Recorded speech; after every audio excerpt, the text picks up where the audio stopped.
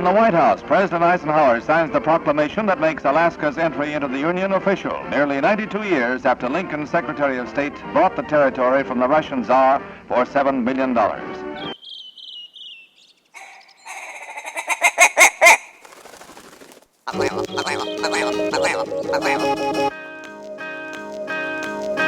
The Alaska Wild Project podcast is brought to you by the following sponsors.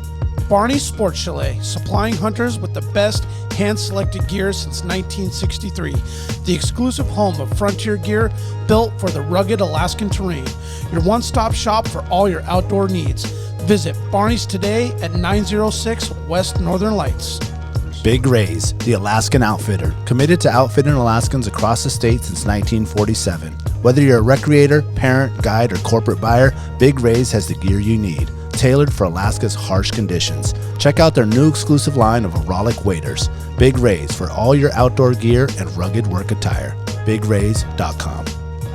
Tailored Restoration 24-hour emergency home services, helping Alaskans restore their dreams since 1972. Services include fire, water, mold, post-emergency cleaning, repair, and remodeling.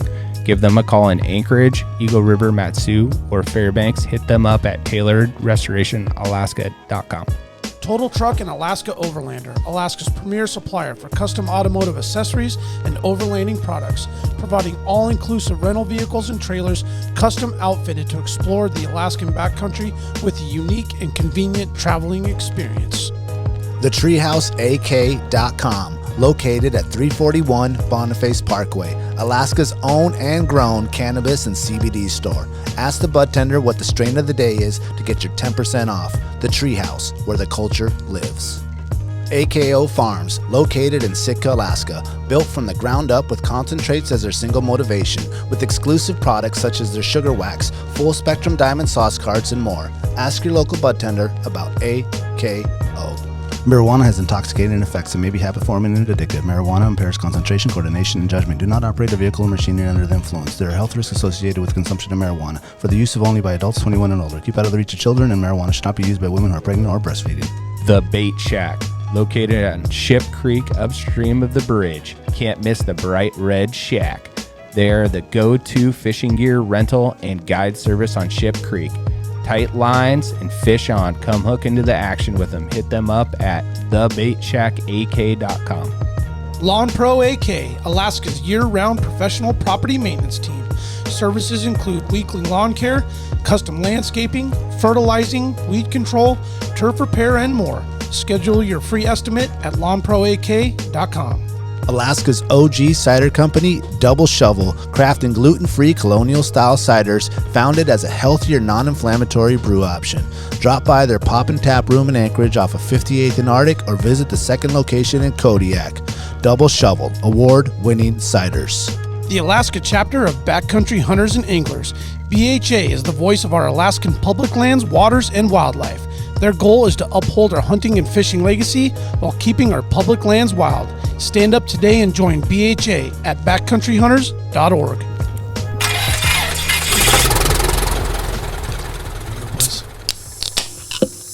Are we, yeah, we're fully turned up. When's the next BHA event? Do we know? Oh, next BHA event? That's a good question. Who's in charge over there now? That's a good question. So I've stayed in contact with Dave May, and he's volunteer. Uh-huh. And last I spoke with him, they had their Arms Fortune Initiative hunt that they were doing with those guys up in North Slope. They took them on the SAG and went and got caribou. In fact, he reached out to me. I haven't been able to get back with him. Did they get a caribou? I think they had an epic trip. Oh, nice. And that was airboats? I think it was a combination of things. I haven't gotten all the full details. Point being was that they were still looking to backfill that role at the time. Sweet. So, okay. Still doing their it'd be things. Nice to talk to them. I liked their here's their brewery kind of meetups. October. Right. Here's a good thing. Oh, nice. They got a sweet calendar on Instagram. So it's looking like by the time this show comes out, they have nothing. Oh, nothing for October or it's already November. happening. Yeah. So, And then how do these prize giveaways work? That's on their calendar. 30 prizes, 1 ultimate win. Calling all public and land lovers. Giveaway. Enter the link in the bio by September 15th. Oh, shoot. Okay, Yeah, we're so way fast. late. We're way late on that one. Was this just Alaska one? It looks like it. Well, I know that James is putting in a lot of work to make the connections to make all those happen. So Yeah. if someone's not almost full time Yeah. working that it's hard. Yeah. I like that pun. Beer They need time. they need a lead guy to organize. Yeah. Yeah, I mean events that and you got to have somebody on the ground that's like fully committed to that. Yeah, when James was in that job was the first time we really like noticed their presence, and I was like, awesome, man. Yeah. And then since he's been gone, nothing. It's just been quiet. Yep. So BHA, if you're listening. Yep. Yeah. Do appreciate their sponsorship though. Yeah, they still got a lot of good stuff going on, but without someone leading the charge, it's hard to get the word out. Yeah, they really need to be a household name Oh, totally. in our community, and it's not even remotely close to that yet. Yeah, you need boots on the ground to do Yeah. that.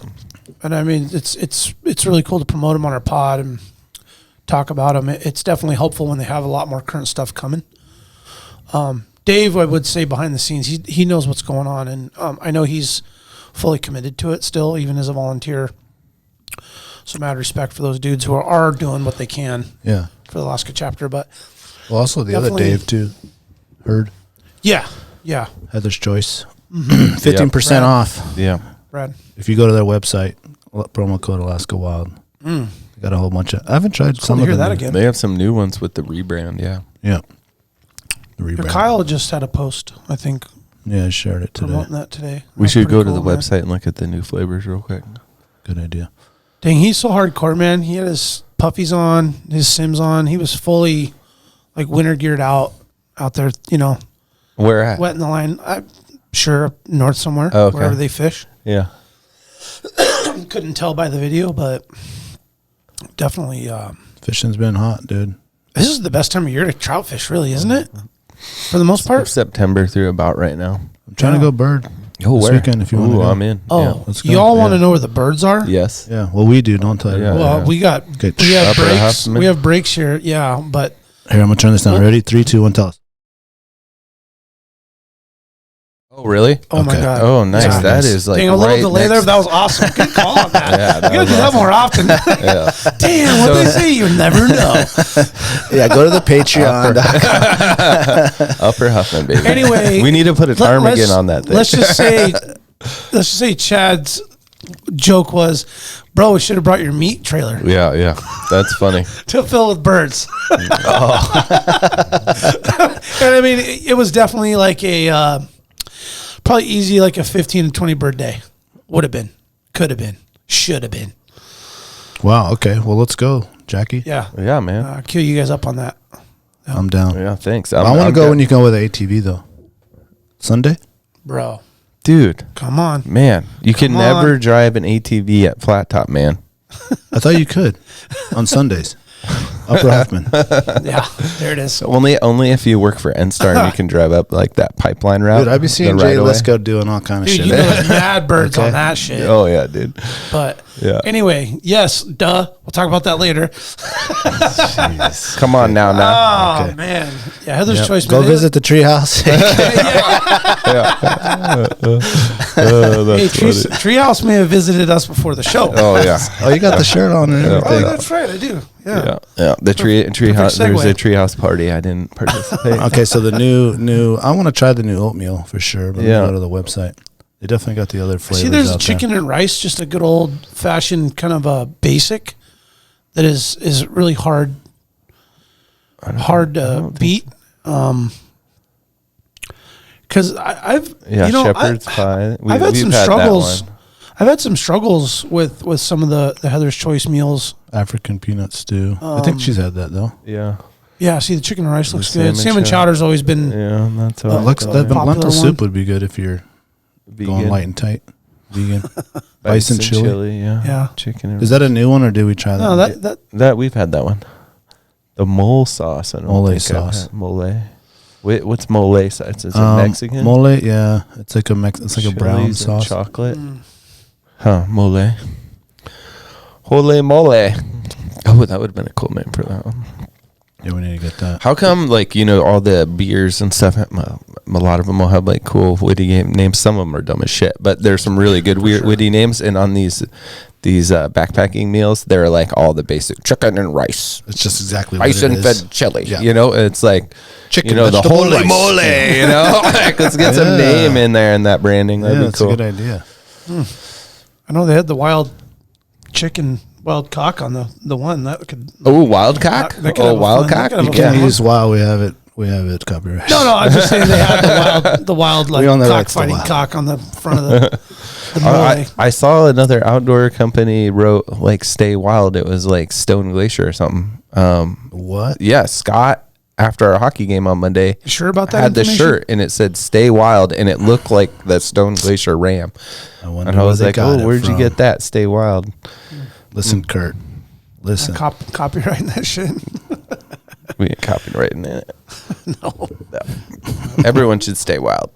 Yeah. We're not going to steal it for Absolutely ourselves. right. That's right. Yeah, Maybe we just And had the for everyone. wilder. Stay wilder. stay wilder. Stay wildest. Stay the wildest out there.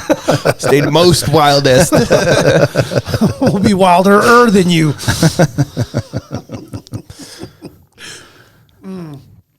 Can I go on a rant for a second? Yeah, let's hear it, man. Yeah, maybe is this what we were just talking about before we started? Yeah.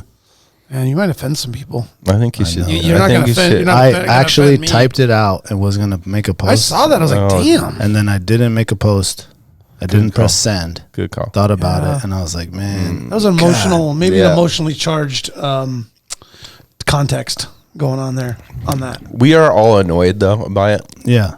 Yeah. To the hockey parents that are trying to sell your kids raffle tickets on social media, give it up.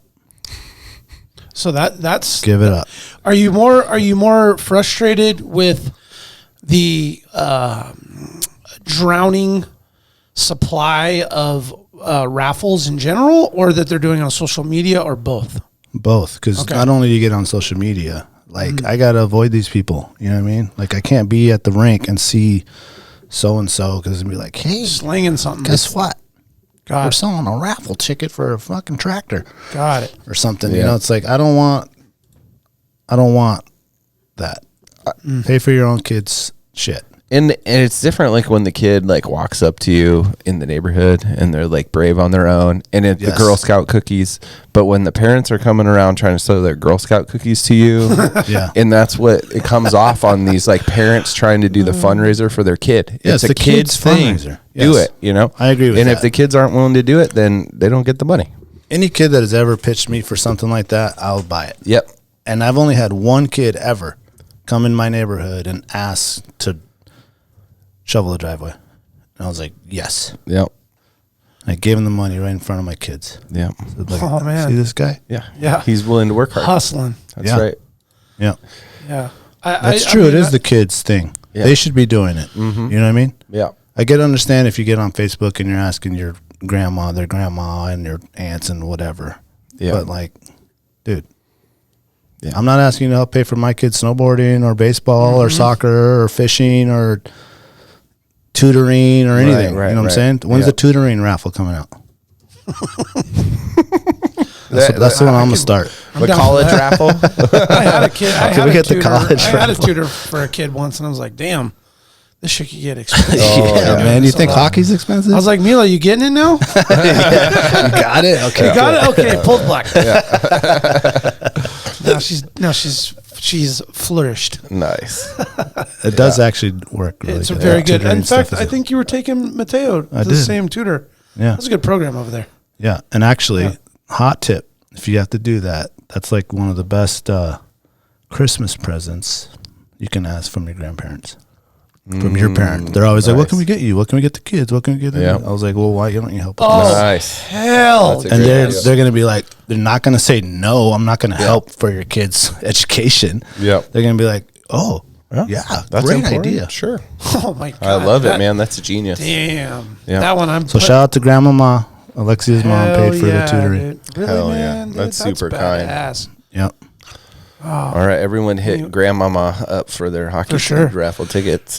Well, and so to comment on your rant, I don't disagree with you, and I found it really interesting and ironic that I was just having a conversation with a fellow hockey parent last night about a fundraiser, and pretty elaborate scheme, and really actually is going to be fun as hell gathering of just support for hockey. Well, if you get a night out of it and it's like come to this dinner or this dance, or that's awesome. That's great. We're getting a server licensing.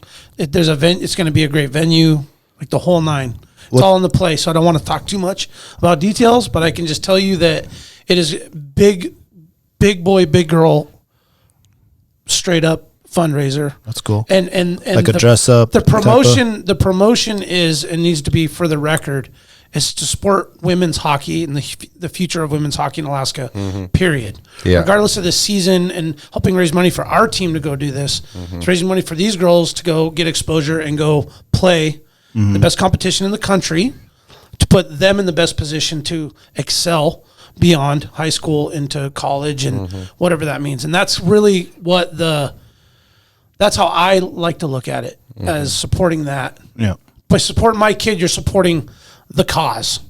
Right. But I don't disagree with you. We took the financial burden that actually can be to put our kids through it. But what you will learn is that this becomes part of the process.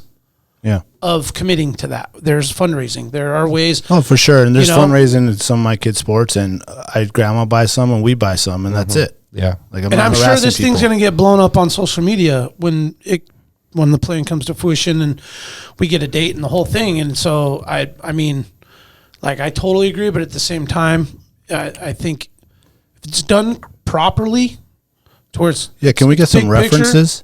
Picture, like past winners of this supposed raffle? Yeah, and I mean it's gonna. It's gonna be a full. Who won this last year? Reach out Can I talk to this guy? There's gonna be a full reach out to like getting door prizes and the whole thing. I mean, we've done our meat party. We kind of know the route and how that works, and it sounds like to get full commitment from all the parents saying we're all in to help make this happen. I was like, all right, cool. That was intriguing to me as being part of the group, that everybody was fully committed to making it happen. So we'll see how it goes. To, like, in a sense, rebuttal what your rant was. Yeah. But you're absolutely right. Yeah. You're absolutely right in your view of it. Thank you. Just want to say. Thank you. But it's definitely going to be It's helpful. so annoying, dude. Like, I have to be on social media for, our stuff. And it's like every other thing. It's like, Jesus, dude. Well, and how many different raffles are there? Isn't that like part of this like social society of our kids in sport? Part of like, and it's never the kid with the raffle. It's always like, hey, I'm just saying, so-and-so. Isn't it also the profile of a family and parents for a lot of it with the culture of what hockey is? Yeah. It's a lot of that too, dude. Let's be real, man. Like, I'm not trying to hide it. My kid plays hockey because she loves hockey, wants to play hockey, but you enter a whole new realm of like a different social dynamic that is like very profile-y. Very Gatsby. Yeah, like no one I think really intends for it to be that way. That's just the way it is, I guess. Which is such a lame, vague, but not all sports are like that. Like, I don't get those vibes from the baseball or the soccer or the. Isn't it because it's an Alaskan sport? I mean but so is basketball is just as much Alaskan sport as hockey. Agreed. Totally. Women's volleyball, way cheaper. Oh, there's a lot of traveling in baseball now. There's this. Competitive soccer too is a big sport. But I think hockey. I think it rivals hockey, doesn't it? Like high competitive soccer. I don't think so. Oh, there's a lot of for sure. And the coach brought it up, traveling and all that. But the coach was like, there's been some questions about us traveling. That's going to take all you guys pulling out your checkbook and writing a check, and they're 10. Let's slow down. Yeah, I just Googled what the most I was expensive. Like, my man. Let's talk about this in maybe 2 years, right? Like we can. Hockey is substantially more expensive than the next sports. Here's like a little. What's the second one? Chart. Downhill skiing is the next one. You can see that. So it's saying that ice hockey costs $2,500 per kid, but it costs way more than that. And That's then, probably like a stretched average over all the different levels. yeah, and then That's just the it doesn't have like comp, yeah, and ice time for like once a week. Sharpenings and shit. So if you go down, like soccer and baseball are like a third of that, way less than a third, a quarter. Yeah, it goes ice hockey, skiing, field hockey, gymnastics, lacrosse, and those last few, gymnastics and lacrosse, are half of what hockey is. Yeah, you know what a bummer is Kennedy just got to Minnesota today, and I couldn't make it to She's her. on a trip right now? Right now, bummer. first one. Who won the raffle? Was that a raffle? Yeah, exactly. Yeah. Exactly. It was a moose with 4 brat tines. Yep. We'll tell you exactly where it was. I got all excited about the fundraisers from talking about doing tacos, Oh yeah, and I'm like, I'll supply the meat. nice. I got this combo. Assorted. We should say assorted. I was like, that makes it sound Okay, more so let me official. tell everybody, Brandon shows up tonight and gives me and Jack 2 different packs of hot dogs with some weird blue, like It looked blue. It is blue. blue. What's the word? Like the covering of the sausage, Yeah. like the skin, It's like saran wrap, cellophane type the cellophane. material. Okay, you take that off before Well, if you know cook it. those specific processed wieners, Yeah. traditional wieners, German wieners, Mm-hmm. they come in those plastic wraps. Yeah. They do from Indian. and from what is the Alaska sausage? Alaska sausage, But that's right. but Bear Mountain, it's in the actual like intestine that you eat. Oh, Okay, awesome. that's good. Damn, man. Is that what we had the other night? Yeah, Man, Yeah. those are tasty. Yeah, those are Well, okay, so I love Indian Valley's wiener. I love They're the good. deer Yeah, you wiener do. is the best. Yeah. I love saying wiener. Yeah, you just do. openly. Doesn't it just make everybody like, he's just said it again and again and again. It's the blue wrap is just different. Like they just have a that's different- probably how they identify the assorted, Oh shit. Oh, maybe the assorted sausage. could be. hot dog. Yeah, there you go. So Because- Brandon so it comes can't and get he's like, "Here you mixed. guys go," and we're like, "Okay, cool, man. What is this?" It looks He's like Kyle. it's assorted dogs. So Assorted wieners. eventually, when I first heard that, I was like, "Oh, okay." So it's like, he's like, "I went through my freezer and I got some meat, and it was older stuff." And I was like, "Okay." So he took some meat maybe from 2020, Yeah. some moose from 21, some moose from 22, and made from 3 different moose. No. 3 different Assorted game. animals. Yeah. Species: moose, Deer, caribou. Yep. Where did the caribou come from? 29. That was 19. Deer. That was Kennedy's deer. Yeah. or caribou. It was From the youth hunt? It was tenderloin and backstrap. That's all it was. From the youth so hunt? it was maybe 4 or 5 pounds. Maybe 4 pounds in that. It reminded me of Vacuum sealed and clean as can be. I thought, okay, so for the record, I pulled it was all backstrap and tenderloin was what all that meat was. Yeah. So it was like a package of this, package of that. It Yeah. accumulated 21 pounds of meat that I thawed and it was 2 pieces of, coincidentally, last 2021 backstrap from a moose that had a little bit of freezer burn, which I carved it all off. And Yeah. that one piece had a it little still bit looked of, yeah. And I wasn't going to make and go pay for processing for meat if I didn't think it was going to be clean. Oh, This was an experiment, but I wasn't going to give anything but perfectly clean meat, Yeah, no matter totally. how old it is. Yeah. It was going to be clean and then visibly inspected. Mm-hmm. So if there's any chunks, dirt, hair that I missed when it got packaged, which Yeah. it happens, it's wild game. Yeah. I cleaned it. So it was Yeah. like 100% the cleanest you could possibly Yeah. drop. So everybody knows. Tries it out. No, we trust you. But it's So I didn't still- know that they would do assorted Well, now dogs. you know. Now you know. Why and they do wouldn't it. they? Well, you I know? don't know. I just never crossed my mind. And it's Yeah, I've never definitely done it's it. definitely different. Yeah, it'd be cool to put like some duck in it. I mean, it'd probably be Like some of good. these other things that we shoot. Yeah, because I dropped it off. I was like, "Can I do this?" Because I just assume sometimes your stuff gets mixed with the big batch. And she's like, "Well, yeah, you get all your shit back, so Yeah. it's assorted. It's assorted." And I'm like, Yeah. "Oh, okay." Could you do? Has anyone never talking about retirement? Could you bring enough to do spruce grouse? the grouse dogs? Oh, grouse. Yeah. I bet those would be amazing. But grouse is so good just cooking it, you know? Oh, man, yeah. No, but think just about it. frying it. You'd have to have a man. lot. What's the minimum? Like 20 pounds? It is like 20 pounds, dude. That's a lot, They'd man. have to do a You have to special get pack. like at least like 50, you know?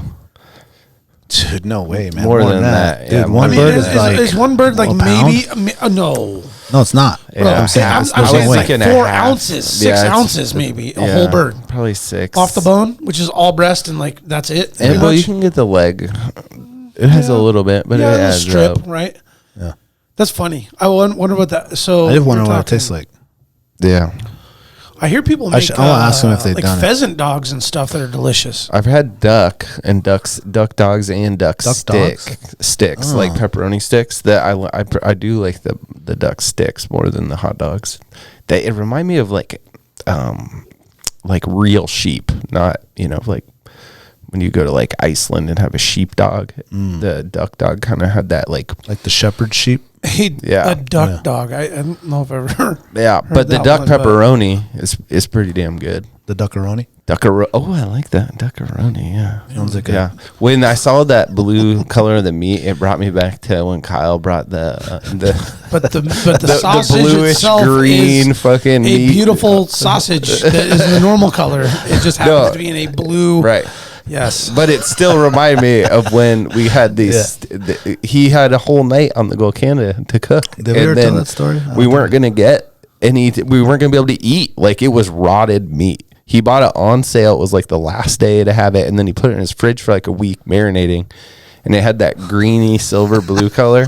And That it was like actually we the all first took year I one went. bite. That was the first year I went with you. And guys. then whole meal was botched? And we were like, we're Bro. fucked. Like, we don't have extra food. And then Daniel, like, knew something was going to go wrong and had brought a whole extra pack of, like, 12 pork loins and starts cooking them for whoever doesn't want Kyle's. And Kyle had so much ego in the game on these that he just, like, wouldn't get off of it and just ate, like, the redhead whole freckle pack. Kyle? Oh, yeah.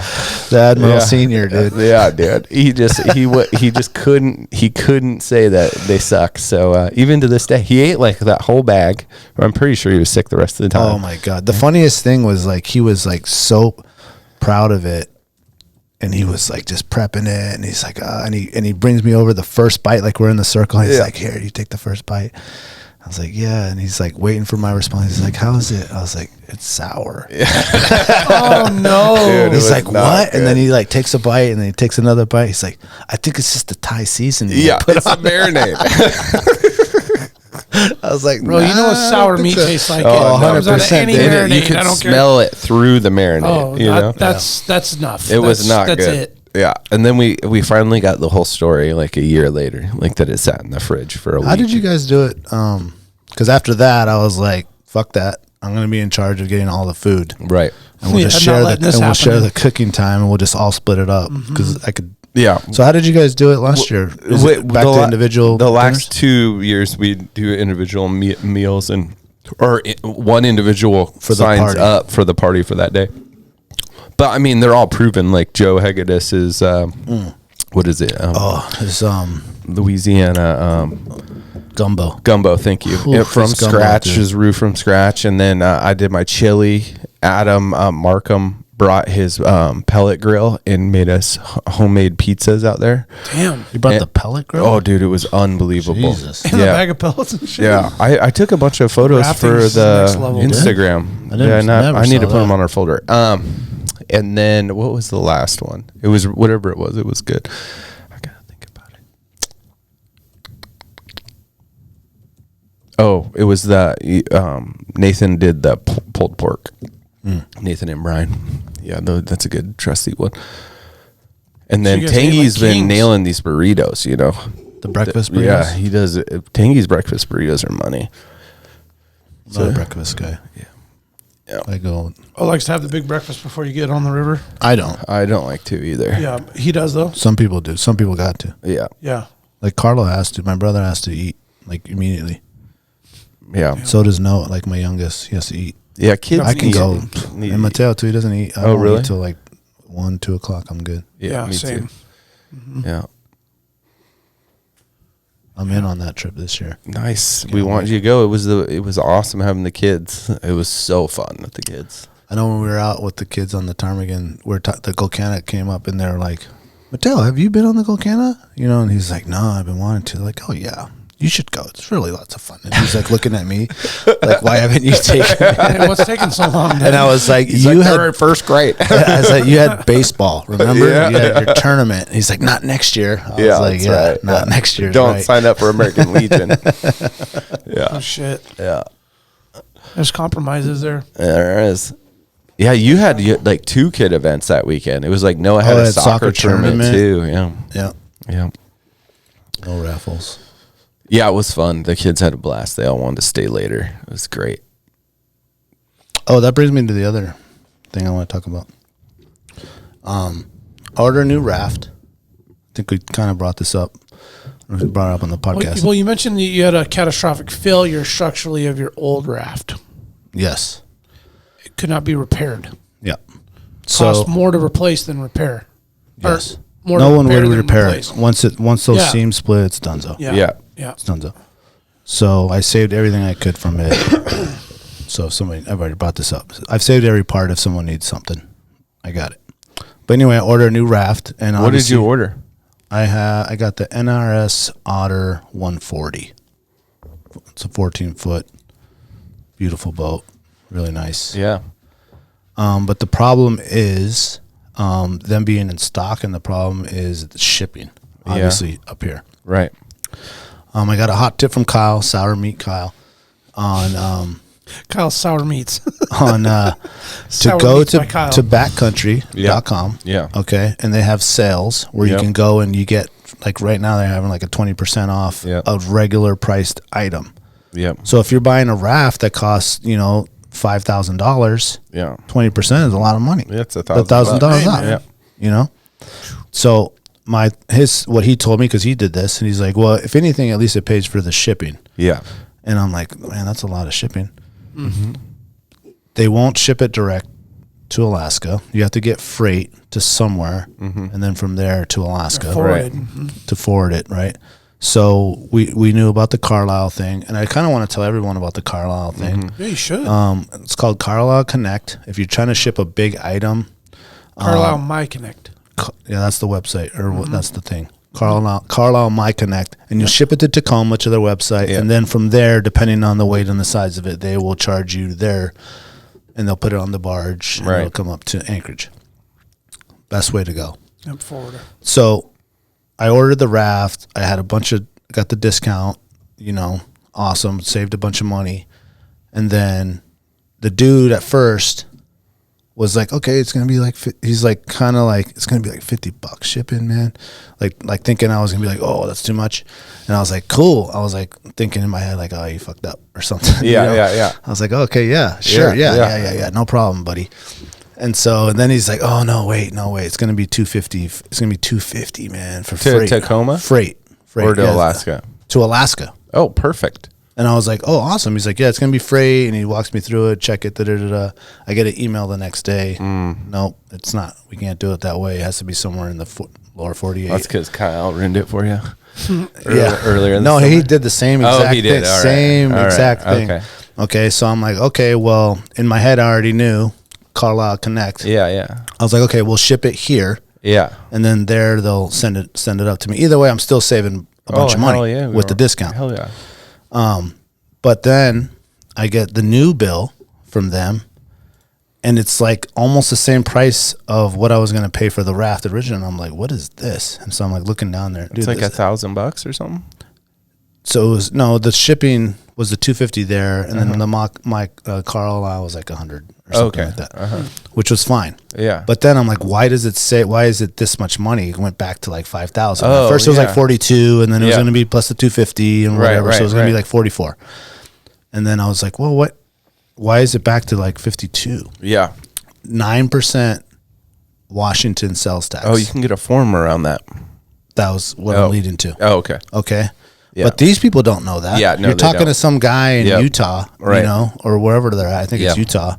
And I'm like, yo, I was like, there goes the whole discount. Like, what's the point of the discount? I'm going to give the whole discount to Washington? Right. You know what I mean? This is after you and I went and had lunch. Oh, And dude, you this told me was like a 2-week process. Okay.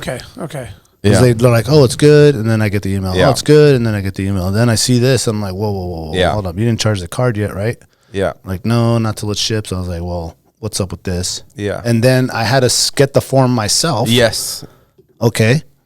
I got the form myself and filled it out. I was like, here, give this to whoever knows what's going on over there. And finally, the dude, like 2 days later, was like, oh, I got it taken off, man. So, Yeah. anyone that's trying to ship a big item, there is a form, so you don't pay 9. That's insane, dude. Dude, we have to do it all the time at the cidery. All the time. No shit. Yeah, because we ship so much stuff to to Washington to go up the barge, and then suddenly tax shows up on the bill, and you're like, oh man. Let me. And they always the name like of the form on hand. I think it's like Alaska Washington tax exempt form or something like that. Yeah, I'm gonna pull it up. Yeah, really and they always act like they've never seen it before, and you're like, come on, dude, really? You've never seen this before? Oh yeah, dude. It's like, oh, it must be like a pain in the butt on their side, but there should be something.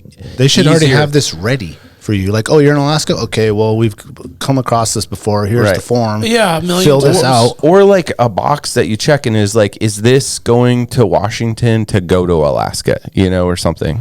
It's all written on the package. It's all written on the ship, on the, No, the address is in Washington because it's the, you're shipping it to you're Tacoma. like double shovel, care of Carlisle, care of Alaska Traffic, okay, care of okay. Span or whoever you're using. Okay. Yeah. So you've worked with all of them. Oh yeah, I play them all against each other so you get a good price. Because here's another hot tip about shipping: if you don't go send it out for bids, there's a natural build-in each time, like an uptick each time you ship with them. So if you you do this like 20 times in a row, they're actually adding each time to that cost, and so 2 years later you'll be up like 20, 30, 40, 50, 60% on your shipping. So you have to bid out, and then you come back to them and you're like, hey man, what the fuck's the deal? And they're like, oh, this is a natural uptick that we do. Then they'll match the lowest that's. Yeah, but then I don't ship with them until the next time because they didn't come back, in a like that seems like not like a very fair bid. Okay, the form is called that was going down. Buyer's Retail Sales Tax Exemption Certificate. You go to Department of Revenue of Washington, Department of Revenue, and then form 270032. Mark that down. And when we Buyer's Retail Sales Tax Exemption. When you're at a mall there, I don't know. I've heard that. Yeah, you can show be able to show your ID, right? We always used to be able to. I wonder if you have to fill out that form now. I just keep 12 of them on me when I go down there. I just don't buy anything in Washington. Yeah, it's like, no, sorry, we'll buy it. We'll buy it at home. We'll buy it. I'm at the cracking game getting beers. That's right. Like, no. Yeah, that's $11, not $15. That's right. Concert tickets. Yeah. I remember that player's price.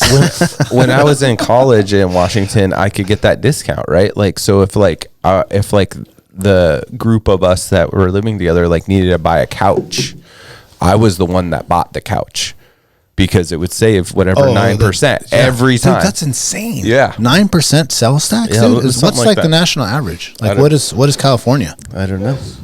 Yeah, I'll take something. 100%. Oh, hey, will you grab that 4-pack of extra dry? California. We have something special in store for today. But listen, I'm not hating on Washington because I was looking at the analytics and they are the #1 state other than Alaska that listens to the podcast. Oh, nice.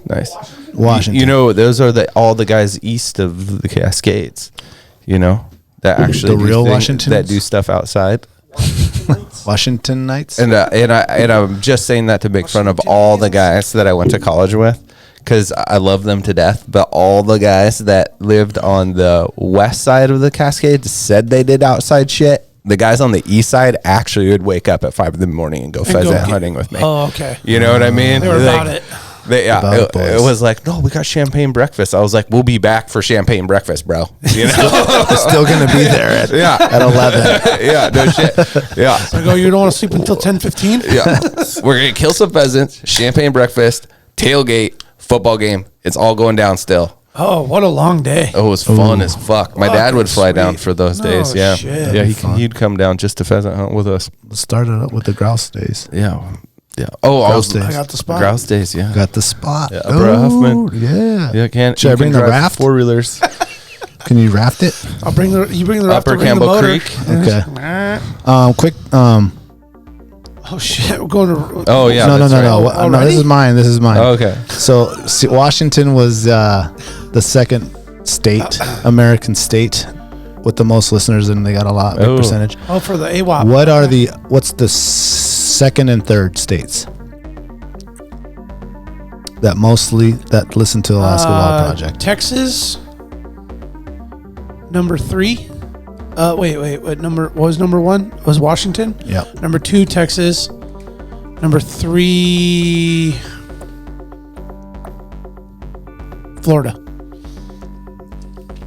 New York, number 2. Oh man, that's it. And That's it. I bet it Idaho, is. number 3.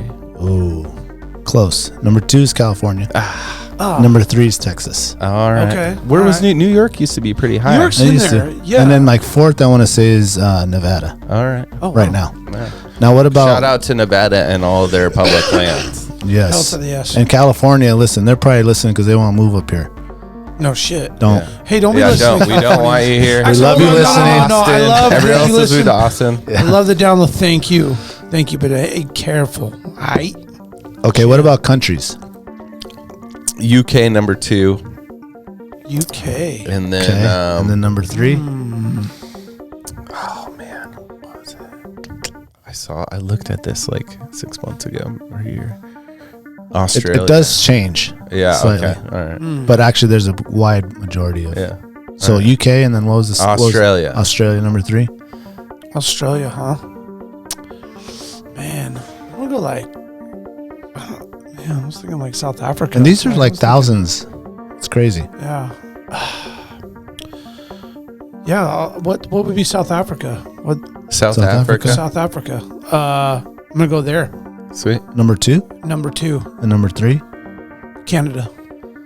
Number 2 is Canada, I forgot about okay. Canada. and number 3 is Spain. Oh, Spain. Wow. Is South Africa even on the Cool. analytics? They are. They have Yeah, some. But I- Spain is like. I think one of the craziest ones I seen was Ukraine. I was like, damn, Oh, yeah. okay. That was crazy. Oh, yeah. Well, you Yeah, know it was what? like We right got when an the war email started, too. from an American soldier that was there, and he was like, "I was in Ukraine. Thank Yeah. you guys." He was back in North Carolina or something, Yeah. and he emailed us and just like gave us a shout out, like thank you. It was Nice. like the only thing that got me through thinking about all the things I love. And while I was over there, I was Yeah. listening to you guys, so I was like, that makes sense Hell yeah. that there was downloads happening over there. Yeah, that makes Yeah, it. That makes military it boys. So, shout out to Spain, and if anyone in Spain wants to trade a hunt with me, or my house, their house, for some time, hit us up on the podcast because I would love to go over to Spain and spend some time. Yeah, Yeah. that's Nice great. call. Spain is a pretty epic place. Yeah, man. Speaking of that is where the next World Cup.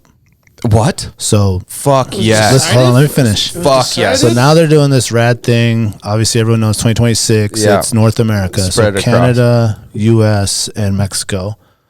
Holler at me if you're trying to go. We're rolling out. Yeah. What? And that's 2026. 1st of June, 2026. 2030 is Spain, Portugal, Morocco. Fuck yes. My parents are there right now. I'm in. They love it. They're in Morocco? No, they went to Spain. Now they're in Okay. Portugal. Oh, sweet. I don't think they're going to Morocco. So hold on, back up. I'm in on that one. 2026 is North America. Canada, Yes. Mexico, United Okay. States. All right, so that's not this summer.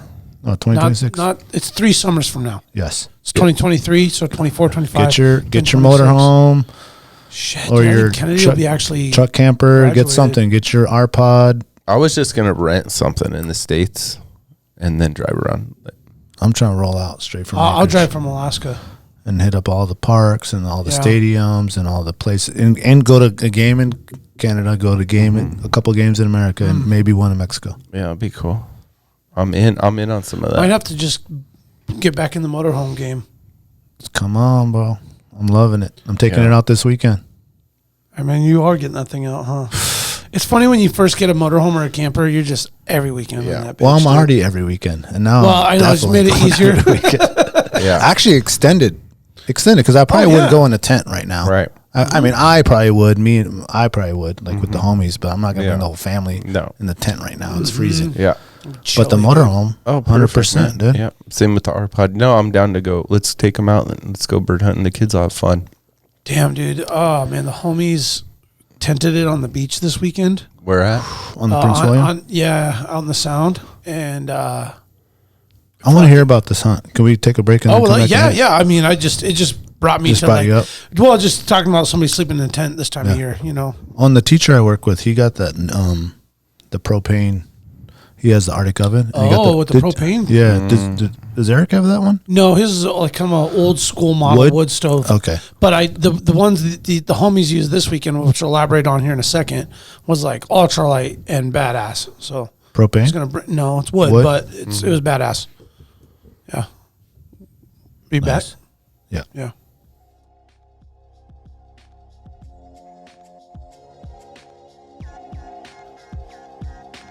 Barney's Sports Chalet, supplying hunters and outdoor enthusiasts with the highest quality gear and equipment since they opened their doors in 1963. Barney's carries exclusive brands such as Alpaca Rafts, Sitka, Sims, Exo Mountain Gear, Hilleberg, and much more. Barney's prides themselves with keeping a huge stock on hand of various top-of-the-line tents, footwear, sleeping bags, optics, cross-country skis, just to name a few. Barney's is also the exclusive retailer of Montana knives, Seek Outside, Kafaru, Stone Glacier, and their in-house brand, Frontier Gear of Alaska.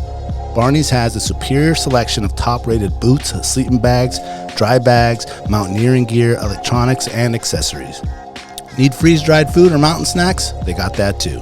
Barney's now has an amazing new paperback catalog available for in-store pickup or online order. Visit them today at barneysports.com, or even better, stop by the store in Anchorage at 906 West Northern Lights. If you want the best, there's only one name in the game, Barney's Sports Chalet. The Alaska chapter of Backcountry Hunters and Anglers. BHA is the voice of our Alaska public lands, waters, and wildlife. From national level policy work to engagement with boots on the ground projects from Kotzebue to Ketchikan. BHA performs public land cleanups, hunting and fishing clinics, and community education to help take your game to the next level. BHA's community-minded goal is to uphold our hunting and fishing legacy while keeping wildlands wild and fostering the next generation of sportsmen and women for years to come. Make sure to follow BHA Alaska for upcoming events, local brewery pint nights, and more. Stand up for Alaska public lands and waters by supporting the Alaska chapter of Backcountry Hunters and Anglers. Join us today at backcountryhunters.org. The Treehouse AK, your one-stop dispensary located at 341 Boniface Parkway. When you pull up to the Treehouse, you'll notice the beautifully hand-drawn art by Alaska's own Ted Kim. Once you get inside, you're going to see many of the same people that have been there since they opened. The bud tenders know you and what you like and what new product you should be checking out. The store is super clean and the music's always on point. The Treehouse and local owner Josh Boots is a staple in the cannabis culture through his music, community givebacks, and a lifetime desire to bring the people of Alaska the best products available. The Treehouse always has at least 25 strains available, and they're all shown prominently deli style in clear, openable jars so you can see and smell your options. Other products include edibles, concentrates, vape carts, pre-rolls, flour, dab rigs, and anything else you need, they got it. They also have some pretty sick merchandise for sale. Check out thetreehouseak.com, or better yet, stop by the Treehouse today and get started on their loyalty program. Remember, you must be 21 years of age to enter their store.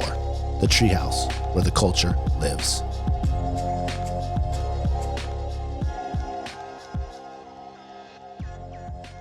Just get fully zen. Or Zen Man. Find your zen, man. All right. Before Brandon gets the story, we did something special for us tonight. So a little backstory. This time of year, we are pressing late season apples, and we've grafted over 2,000 trees. What classifies it as late season? What is that? It's when it's actually fruiting. It's later. So there's an earlier kind of fruit that it's ripe like the end of August roughly. And first week of September, second week of September we're pressing. And then the late season here is they're dropping like mid September to the late September, and so then we want them to sweat, which basically is all the sugars have turned into sugar, and it's the juiciest juice. Just fully developed, as ripe as it can be. Yeah, so they're ripe. What's grafting? Grafting is when you take in the spring when they're starting to bloom, you cut a branch off, and that's called cloning? A scion. Yeah, exactly. And then you put it on rootstock. How do you know and that? then we grow it for a couple years. It's like cloning. Yeah. Yeah. So we grafted a bunch of trees and gave them to some farmers. I was trying to plug the boys in Sitka, man. Oh yeah, all right. Do it. AKO Farms. That's all I know about cloning. Yeah, we went over there. Dude, oh yeah. Yeah, I was with you. B, you got to come, man. When we go to Sitka and we go do the Southeast tour. Oh, so at AKO, you can go do a tour of their, I think do they offer tours to everybody? I don't know. I think that was a special thing for us. Okay. Well, a little inside view on our, one of our sponsors, AKO Farms down at Sitka. Their plants that they do, like a normal, like marijuana plant that you'll see in a farm is just like under the lights. They're in the rock wool, and they're the regular size, 5 foot plant or whatever. These guys grow them in huge, like I don't know what size buckets, 50 pound buckets, and they're like how tall? 12 feet? Yeah, they were huge, towering. 12 feet, dude, with lights on the top, lights on the side, lights on the bottom, and they're all on rollers, so you could turn them and move them around. Just you're like in a forest in there, dude, like a tall forest. And it was so clean. Oh, so clean. Yeah, I was amazed by that. And the product is amazing. Yeah, it was good. There is. Yeah, what was the one that they had? It was the whole time banana. Yeah, strawberry. Oh, come on, you gotta try the strawberry banana. I was like, dude, I'm not gonna be able to walk, man. So finally, like the last night, I had a little bit, and then I was like, I'm going straight to bed because I can't do anything.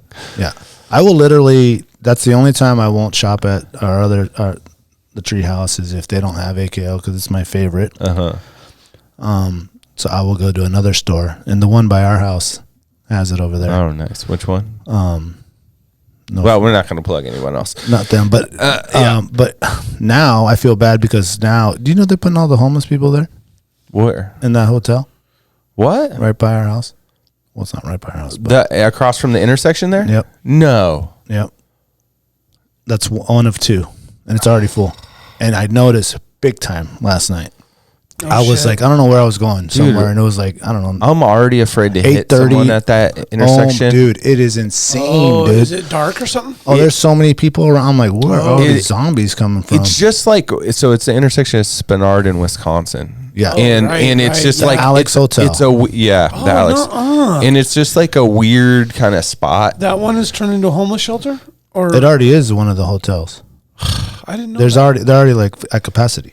Oh man! And that was already a little bit of a shady corner station. Yeah. You know what I mean? Yeah. There's already a little bit there. You know, when you got a massage place in the strip mall, you know it's a little something. Yeah. Although Mr. Kim does my haircut in that, and he is legit. Mr. What? Kim? You go to Mr. Kim, right? Oh yeah, that's where you go. Yeah, 40 years. He moved here from Korea. Does he give you the massage? No massage. Oh, no. You gotta tell him, dude. No, come on.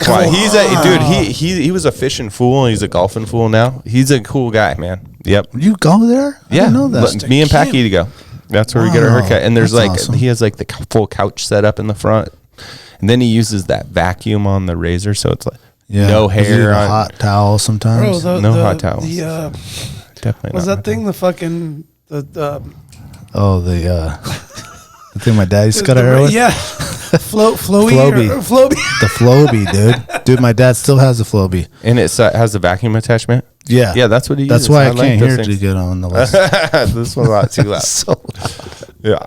No, I like that, man. Mr. Kim, he works it out nice. If you ever nice. Change your haircut spot, let me know, man. I'm good. I got a spot. Whatever, dude. You've been trying to come to my guy. No, what? Because you said your guy's raising the prices. Oh, no. Mr. Kim's I had to make a move, bro. Why do you have a person? I had to make a move. What? For my beard, bro. Oh. I get a 7-minute quick edge up, and then it's like 35. Oh, he's good at the beard. That's one thing I don't really like. My dude touching. I got a new now. Oh, I moved. You did? I did. Okay. I found a home. You did. My dude's young, And he's learning on my beard right now. That's my Oh, only training like, beard. Looks good. It's more rounded than cut. that was by design this time. Okay. Yeah, because it got out of control.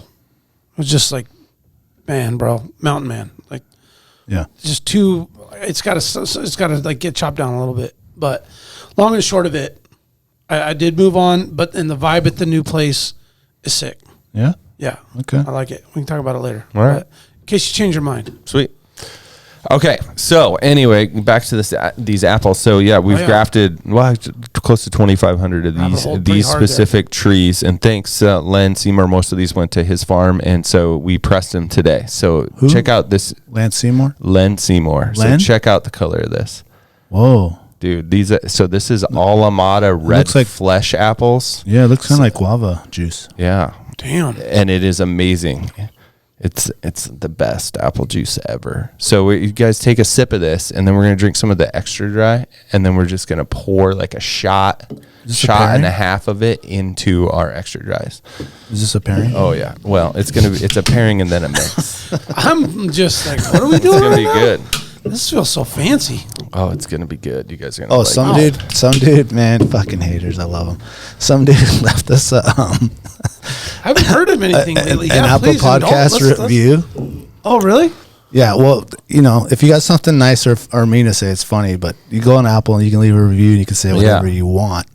I should pull up. It's like 3 thumbs down. Too much smacking on this show. All those dudes eat chips. I was like, what? You guys ate chips? When I think when we had the mayor or somebody on. We've had a couple times where people bring stuff. Like a snack or something? No, well, we've had several times. When Ira came, we had food. Several other people have brought. When it's not Young that, Guides, it's not they that brought often, food. Though, man. I know it's maybe been like 4 times in maybe 3 years. a few more, but like, come on, dude. I was like, they're not cool with the eating. Well, I get it. I get it. Listening, but I thought it was funny that it annoyed him so much. He took the time to go in there and write lip smacking motherfuckers. 3 thumbs down, 0 stars. No, actually, he gave us 3 stars. I was like, okay. Podcast is kind of all right, but you eat too much. Which is funny because there's a lot of huge YouTube channels that's just people eating. Right.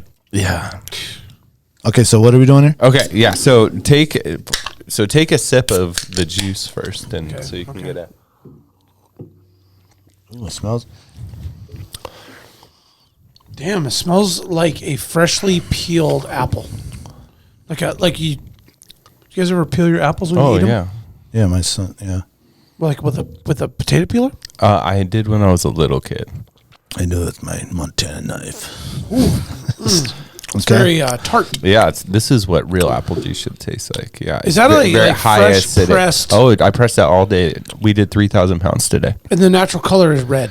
Yeah, so the whole flesh is red on this apple. Oh. I have some videos I can show you, but it's like This is some it's super redder ripe, than red. Super ripe. Well, yeah, it's What's super the ripe. outside? Red? Red. It's red and red. It would be like the color of like a cherry outside. It would be like a cherry. You're looking at a cherry. Okay, It's can we like look it up real quick? What's Yeah. it called? Deep flesh. Elmada is the style the one that we pressed today. Did I spell it right? Yeah. 3 P's. It'll pull up. Yeah, look at that. Here's it being pressed. Elmada. That's Elmada. I spell it right? Elmada. Okay, right there, right? Yeah, there you go. Okay. Oh, this is licensable, so if you want to buy it. Damn, it looks like It looks, you know what? Actually, it gives me a little plum feeling. That's what I was thinking. Oh, okay. Let me look at that, Jack. Yeah, you can taste that skin. Oh, can you airdrop that to me? Yeah, sure. So we could put it up here. It has a plummy. Like the skin taste. Yeah, because even the meat of the plum is red too, right? Oh yeah, big time. So what you're tasting there, you're tasting the tartness, some sugar, but a lot of tannins. That's why it's like kind of carpety on your tongue. Okay, So you get that? I do. It's good. shoot. I mean, that's Send it again. Sorry. delicious. So then I hate that it pops up and then you kind of. you have to, like, pour the do extra immediately. dry Okay, into it the says juice. Daniel waiting. Where did it go? Oh, there it is. Okay, so go ahead. So you had, and someone's growing this here? Well, yeah. So there are some of these in the state, and so we went around. Jerry, shout out to Jerry. He did a lot of this legwork, and Ira too. Jerry Bear? Yeah, Jerry Bear, cider Jerry. But all of us, we went and tasted. Jerry Lau? Yeah, every apple that we could find in the state, basically. And it was like, what's different about this apple? And then we picked 3 that we loved. This is one of our favorites. And then we started getting the scions and then grafting them. And then the government Hill Orchard helped us, or community gardens. They helped us. They nursed and grafted a lot of the trees too. And so now we have about 2,500 out in different people's farms. Some of them are going, or orchards, some of them are going to Ira. But Len has a ton of them, and we give them to him for free. And then, but then they sell. Yeah, he's going to get some of these on his property too. I think we're giving him 80. And then they sell the apples to us. And so there's really not a market. There wasn't enough of these to even find for the cidery until then. So we actually separate. We do that Wild AK cider, which is that one right there, right? And that has some Elmada in it. That's 2% if you use the word wild. Everybody listening. 2%? Yeah, back to the Alaska Wild Project. Oh. Yeah, see, look at how red that is. It's amazing. It's loud. I wear earphones. Whoa, so that's what's pushing the press. It down? Yeah, right now that's under 300 pounds of pressure right but there. What are we looking at here? What is this red thing? That's the apples? So those are the apples in the cloth, yeah. Oh, they're in a cloth. You put them whole, you take out the root? No, we grind them. No, we make sure they're clean. We throw them in a big grinder. It grinds them up, and then we...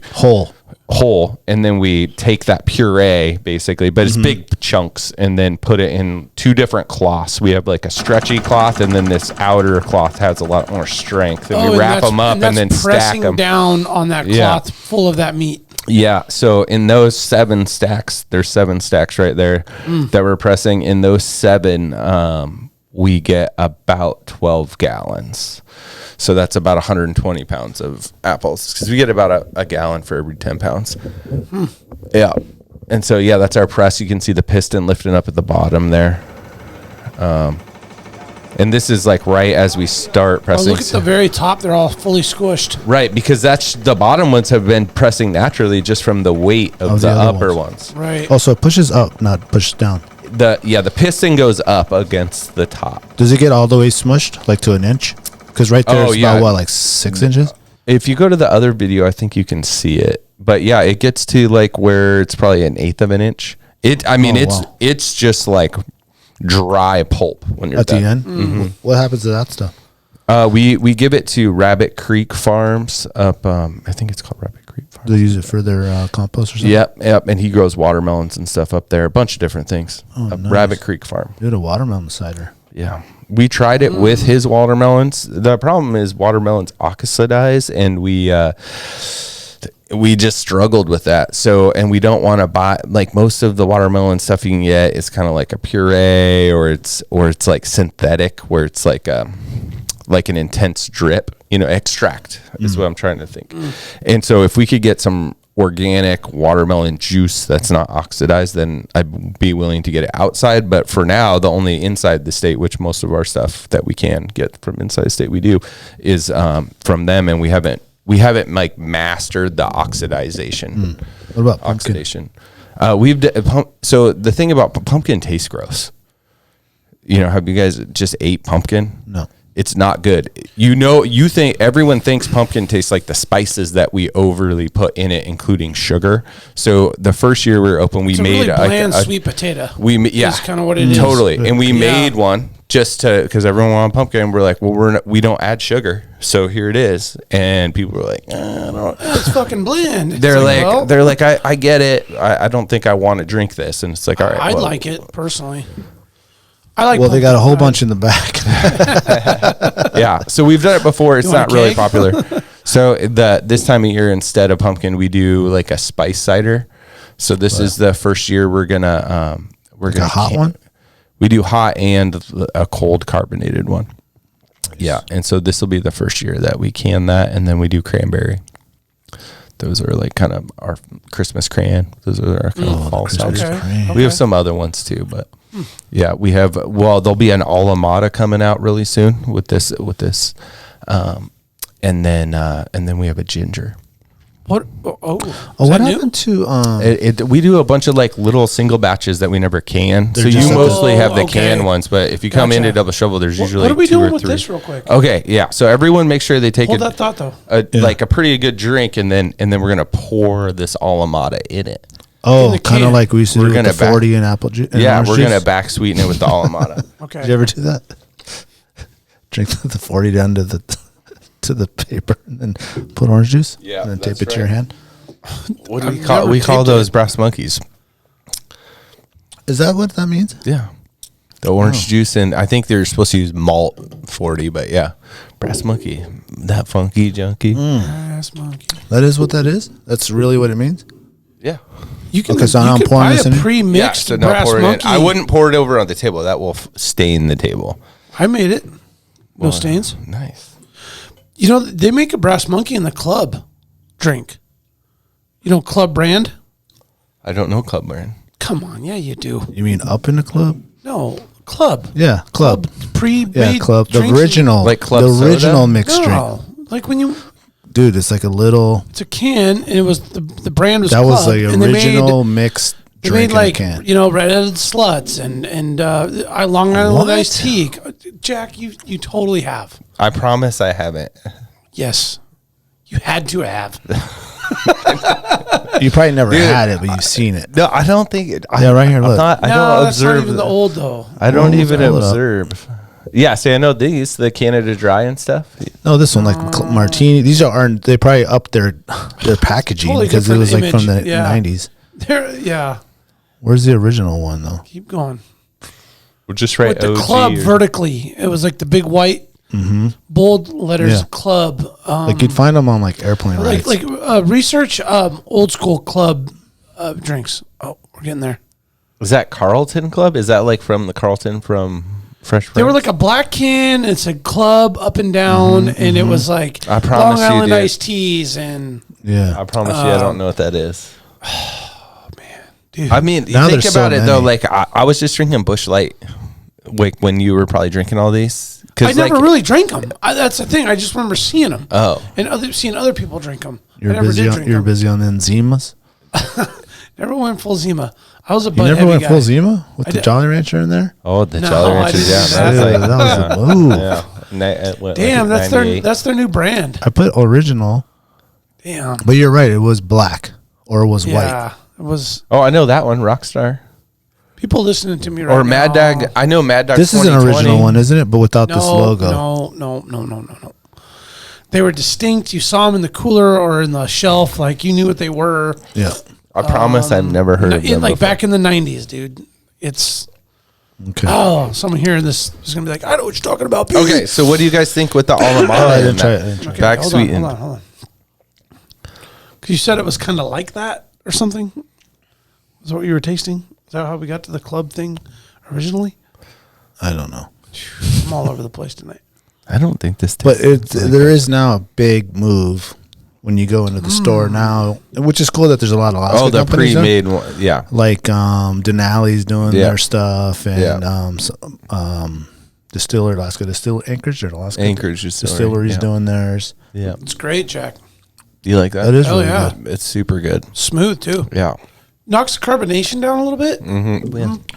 Is that what Naturally. it's going to be Naturally. coming out the tap at the cidery? We're Pretty gonna much? have an Similar? Elmada that will be very similar to this really soon. That's really smooth. Yeah, but it won't go in a can because I mean we only got 2.5 barrels. Yeah. So I mean that's like what 5 kegs worth. I think that satisfies the people that are looking for like a sweeter.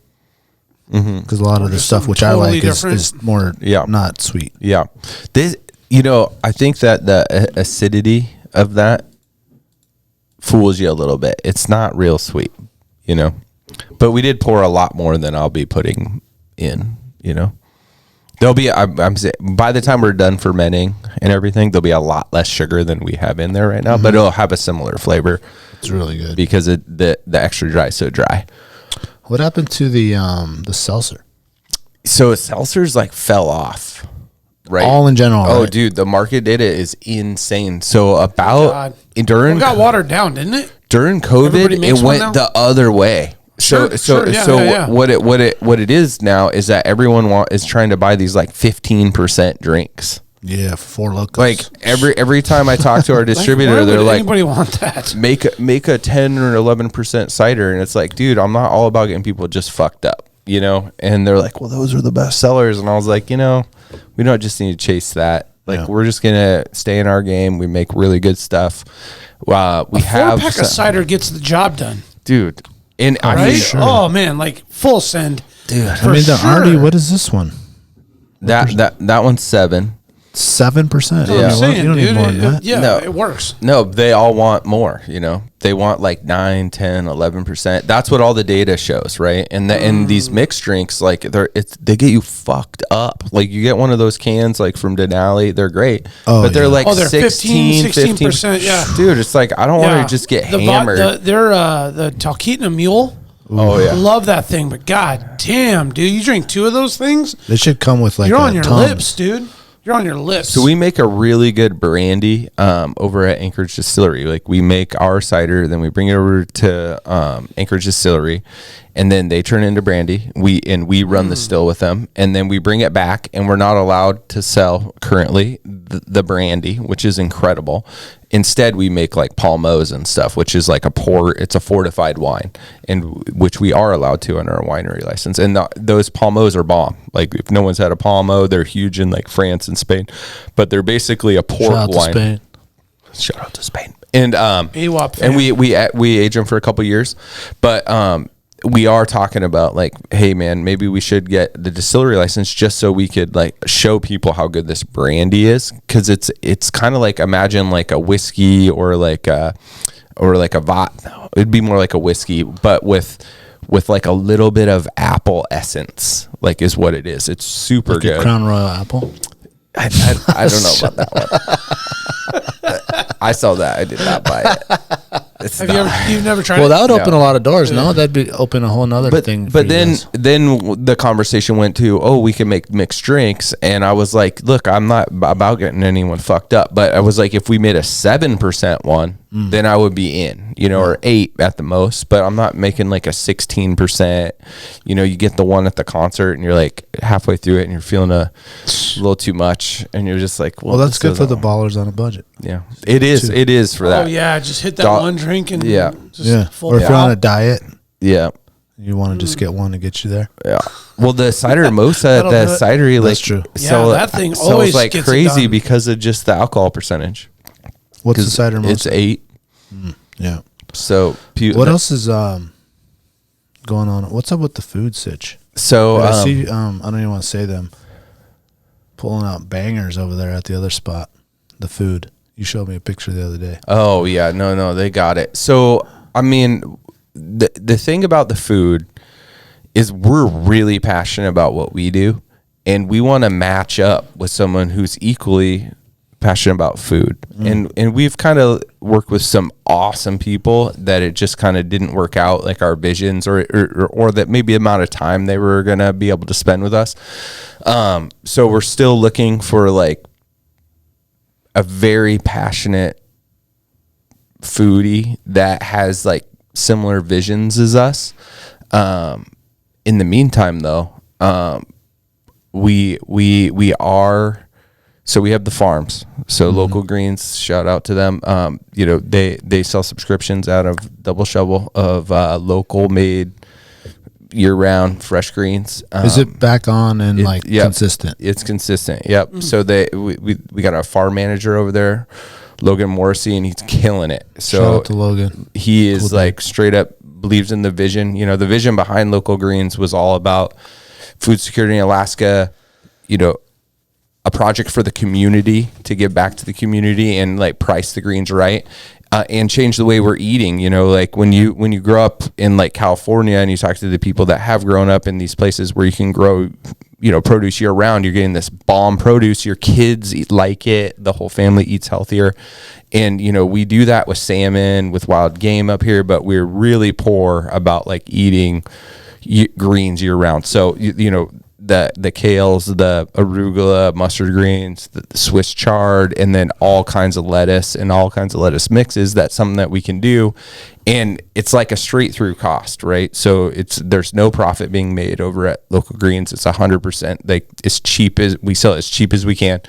And we're trying to get it to people's houses. So it's all about trying to get subscriptions. Do they got to go there to sign up? They can go online at localgreensalaska.com and or they can send us an email at localgreensalaska@gmail. But or they can hit it at Local Greens Alaska on Instagram. How does the subscription work? So they can sign up for either like weekly or bi-weekly every other week, or slope shifter. And you can just specify what your slope shift is, and then you can get there's 3 different tiers. The lowest tier is 2 big bags for $9. So you could do that every week, every other week. 2 different anything that's in the fridge at Double Shovel. So there could be like kale, Swiss chard, mustard greens, different lettuce mixes, a spicy mix, and they can take whatever they want. 2 of each bag for that one, and then there's like a couple subscriptions, 3, and then a family's 4. And we have basil and some other herbs, and if you ask for something specifically, we'll grow it specifically for you. But bok choy. Yeah, bok choy was huge. We can grow. Bok choy is my favorite green. It can grow the best out of anything we've ever grown on the farm. The problem is it grows so good that we would have to throw it away because people wouldn't get it.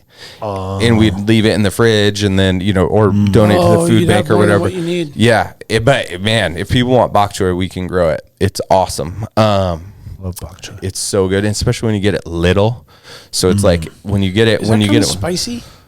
No, it's very. It kind of absorbs whatever flavor you put with it. Yeah, we like to do like a ginger sesame at our house. We might start doing the bok choy just for you then, Daniel.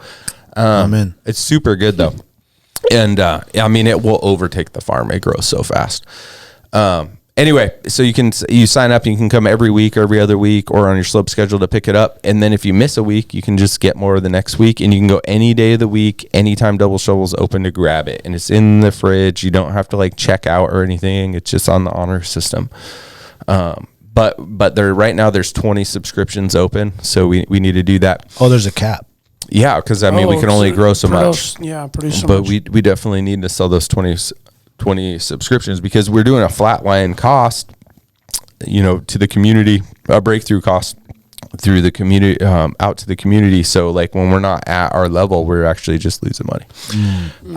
So that's kind of a bummer that we chose that model, but we think it's the right thing for the community. The other purpose of the farm is like, we know that food security in Alaska is a problem.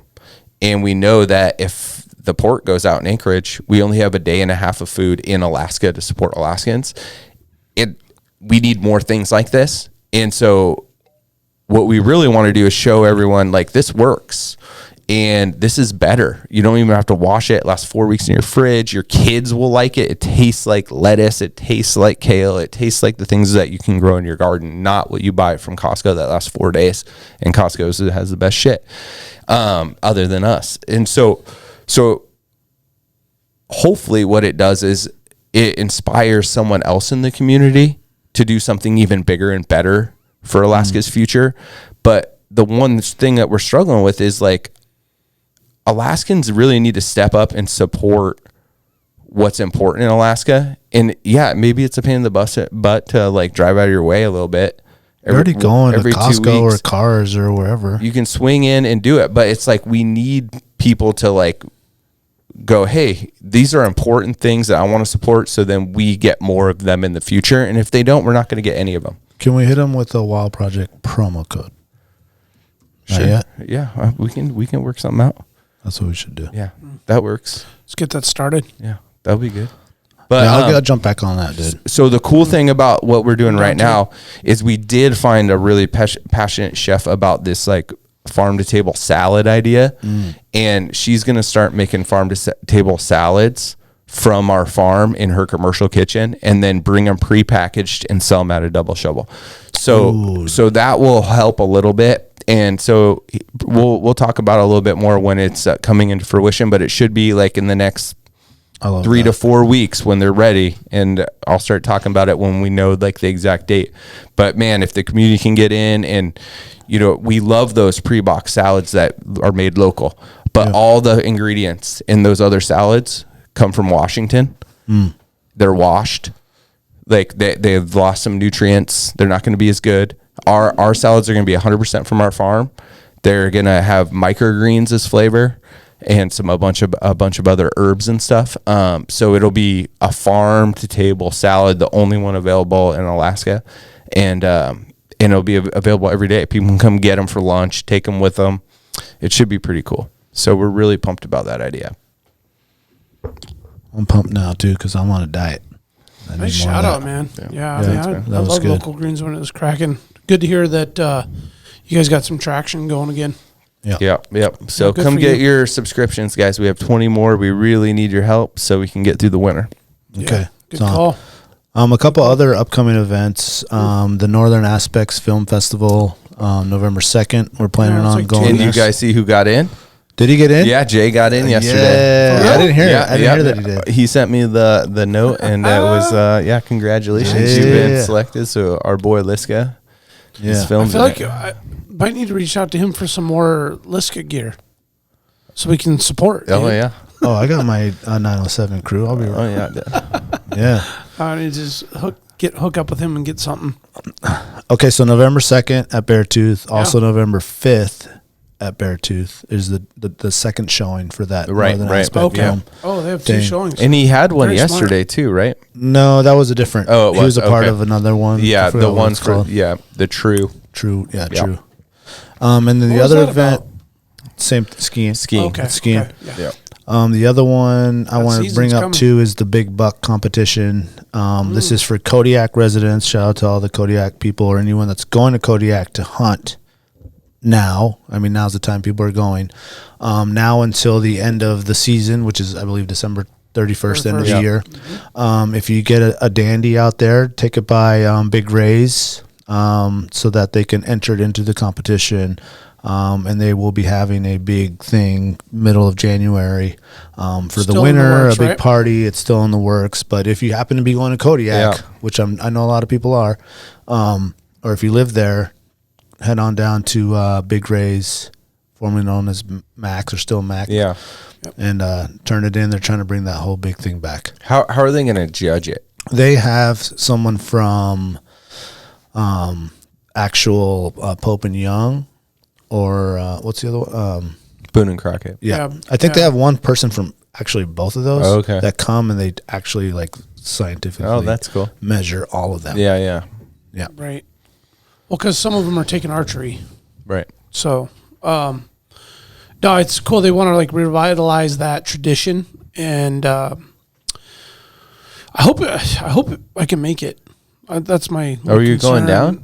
Well, it's like right when I get back from the Philippines, and Oh, I think you're it's all- I talking think it's for all the tied. party. I'm not going to be able to hunt. Oh, okay. Hunt it. All right, No. all right. I would say though that I think 2024 would be a great opportunity for a year to do something special in Kodiak, because I know we've been brainstorming our southeast tour and wanting to put that together, which Will happen. well, it's going to take a lot of legwork and logistics and all that to make it happen, and I think that challenge will be fun and worth all the effort, and what'll come of it. But fast forward to fall, something in Kodiak would be sweet. I'm down with that. I mean, I love the place, and I think timing is everything, and I think the upcoming year is another opportunity to prioritize a trip or an adventure. And speaking of Kodiak, did you guys see Cole Kramer's video on the bear, on the paw, on how to do the paw? For bear hunters, Brandon, you probably might know how to do this. It's a pain in the ass. But no, he showed a new method on how he does it versus I know a lot of people will take it at the wrist there and just leave the whole paw in there. Right. But he's like, well, if you're getting a 10-foot bear and there's 4 paws still in there, that's like another 40 pounds Right. or whatever. And Oh, he's having to definitely. pack it out. Right. So he shared a really awesome video on how he takes it all the way to these knuckles here and then hits the tendons there. So he'll cut the paw. He'll cut the paw here, and then he'll cut the paw here, and he'll flap that main pad off. Yeah. Then he'll skin that off, and Yeah. I've never seen that done. I've always been a part of the wrist deal. So it's cool. Have you done it that way? I mean, I do it in the garage at home. Okay. Yeah, I just pack the paws home. I mean, but maybe if I got a 10-foot bear, it might be a different story. I've never had that happen. I was actually really surprised that they let that video ride. Yeah. On Instagram. Oh, because totally. it showed like the bear and the paw and everything. I was like surprised it didn't get flagged. Yeah. Yeah, because it looks pretty graphic too. After you skin a bear's paw. Oh out, yeah, and it's then like you have the human hand. almost. Very human looking. Yep. Yeah, it's kind of. Yeah. I mean, it'll naturally. I feel like if you have any feelings, remorse, or just a natural connection to the process, when you see it, you're kind of like, Interesting. So, yeah, it's like, all right. Why Makes you don't feel we a have certain today way. off of work for Alaska Day? Today was Alaska Day? Mm-hmm. Oh man, I missed it. It should be a holiday, Yeah. at least a state holiday. Today was Alaska Day.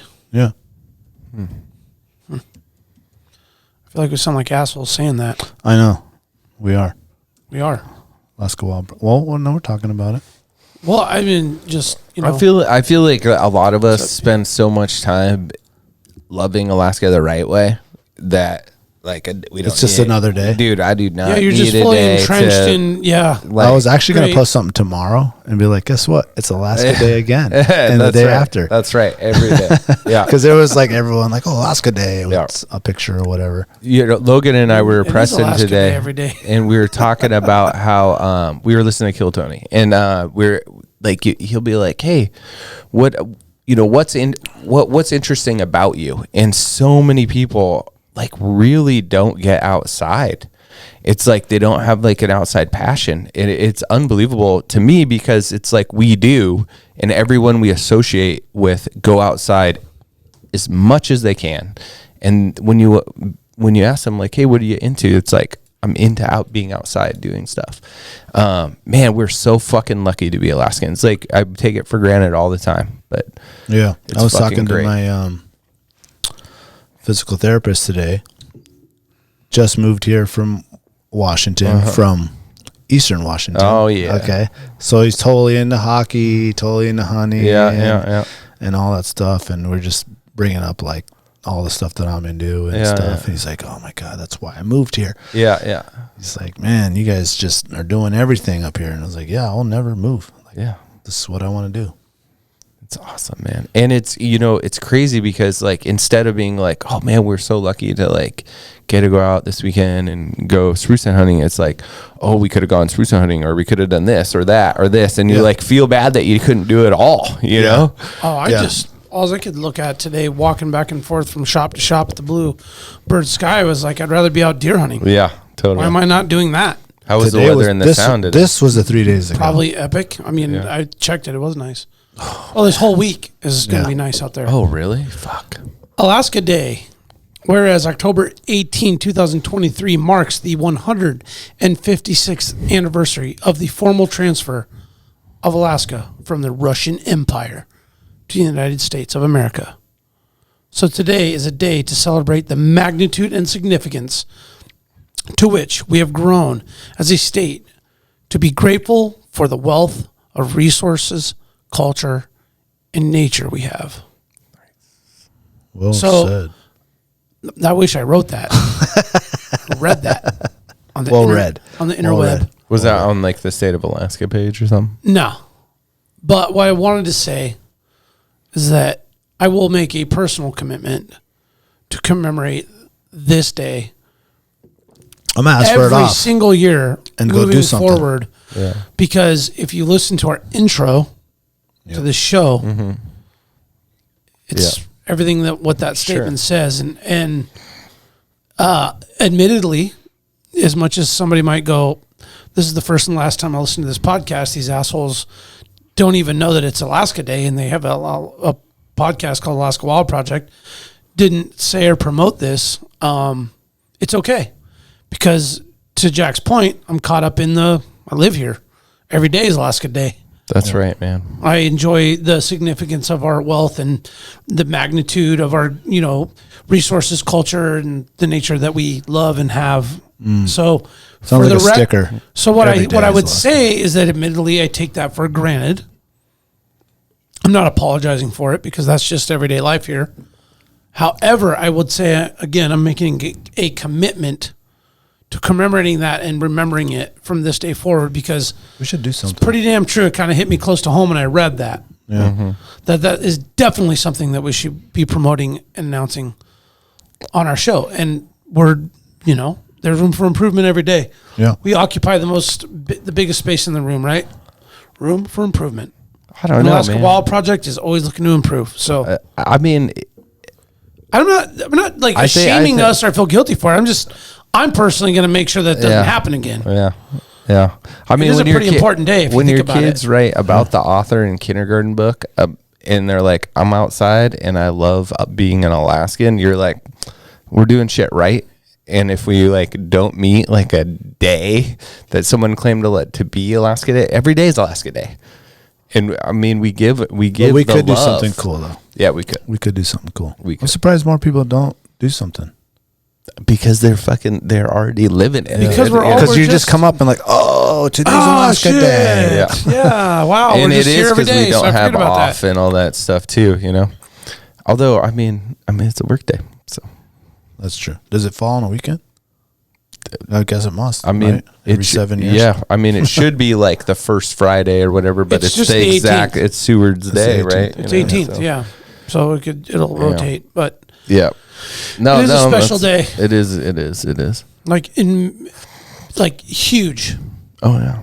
Huge. That's a silent H. Huge. Wyoming talk right there. Straight up. I grew up with some huge. Some huge. I gotta pee. Yeah, me Take a too. break real quick, Yeah, and then let's we're do gonna it. come back.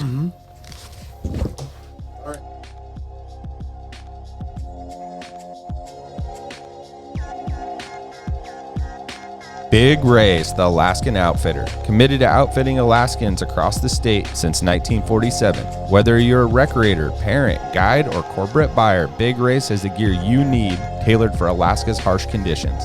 At Big Ray's, you'll find brands like Carhartt, Grundens, Darn Tough, FXD, Okiwear, and more. Big Ray's is your one-stop shop for both outdoor gear and rugged work attire. Check out their new exclusive line of durable but affordable waders, inspired by and named after the majestic Aralak River in remote western Alaska. The Aralak wader was designed by Alaskans and proven for the diverse waters of the last frontier. Visit Big Ray's at any of their 5 locations statewide, 2 in Anchorage, 2 in Fairbanks, 1 in Kodiak, or check them out online at bigrays.com.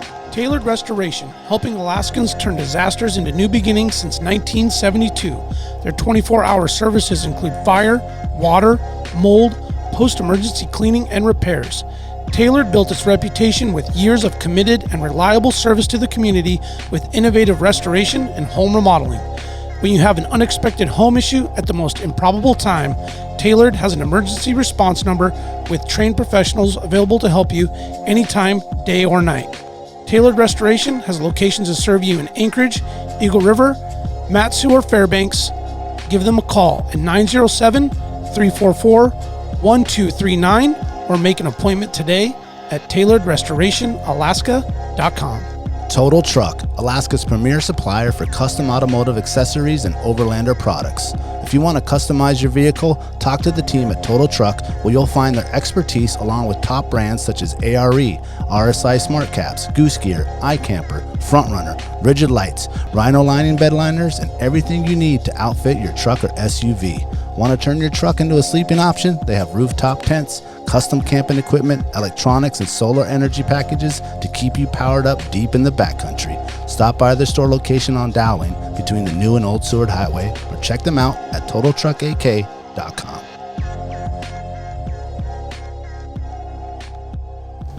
No F-bombs. Thanks for the warning.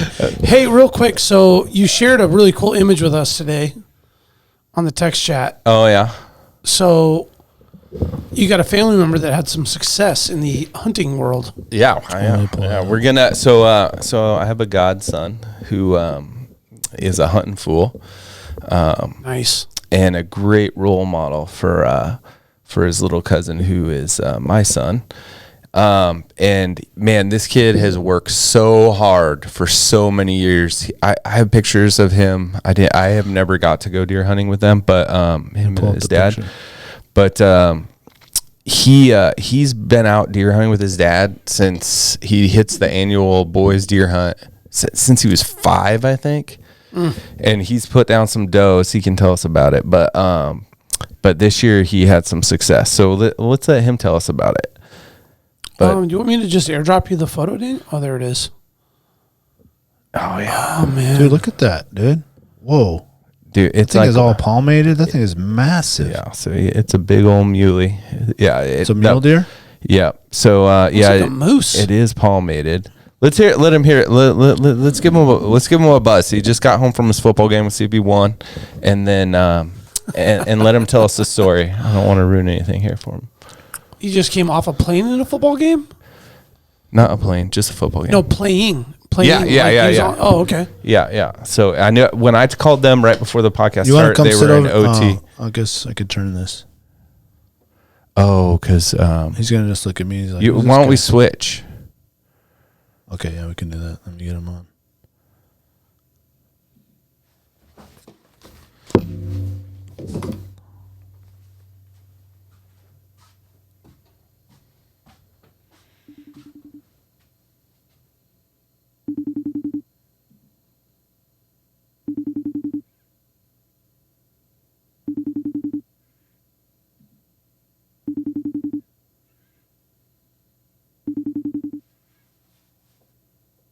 What's his name? Hello. Brandon, can you see us? It's on speaker. His name is Brandon? Yeah. Oh, Yep. even better, dude. I wonder if it's going to be good enough for the FaceTime with the internet. The internet? Oh, there we go. There he is. There he is. Hey. Oh man, all smiles. Look at that. Yeah, buddy. All smiles. All smiles. What's up, Brandon? Hello, how are you? Doing good. Good. Let me put this on widescreen so that everybody can see. Congratulations on the deer. That thing is amazing. Thank you. Yeah, it was pretty fun. How'd you do on your football game tonight? It was pretty close. We actually had to go into overtime. It was tied up. We had no touchdowns until the end. So we went into overtime and we won it. Nice. Oh man, congratulations. Nail biter, huh? Yeah, it was pretty close. Sweet. Congratulations, man. Thank you. I'm not talking about the football game. Oh. So how long have you? Okay, so we're talking to Brandon Stairs, who's my godson, my cousin Corey and Dana's son, Brandon, and he's a hunting fool. Man, he's inspired my son to be a hunter. My son wore your hunting clothes last weekend when we went hunting. Really? It was awesome. He was rocking awesome. the camo there. So thanks for coming on. We really would like you to share the story. Mom, come on, Mom. Come on, Mom.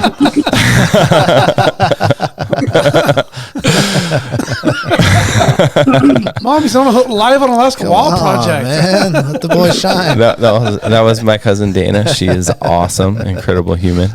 I don't think she realized that you're on FaceTime. We should probably have told her that. So, how long have you been deer hunting, Brandon? I've been going deer hunting since probably since I was 5 years old with my dad. Yeah. And I haven't I just actually started hunting probably 5 years ago when I got my license, but I've been going with my dad for a while now. Yeah, for a long time, right?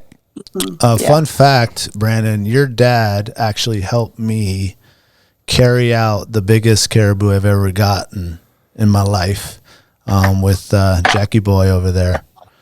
So thank you, Corey. I didn't forget. Yeah, yeah. And when you killed that deer, all these deer, you gone all these hunting trips. You always say thanks to your dad, huh? Yep, I did. Yeah, you have the best dad. He's a rock star, man.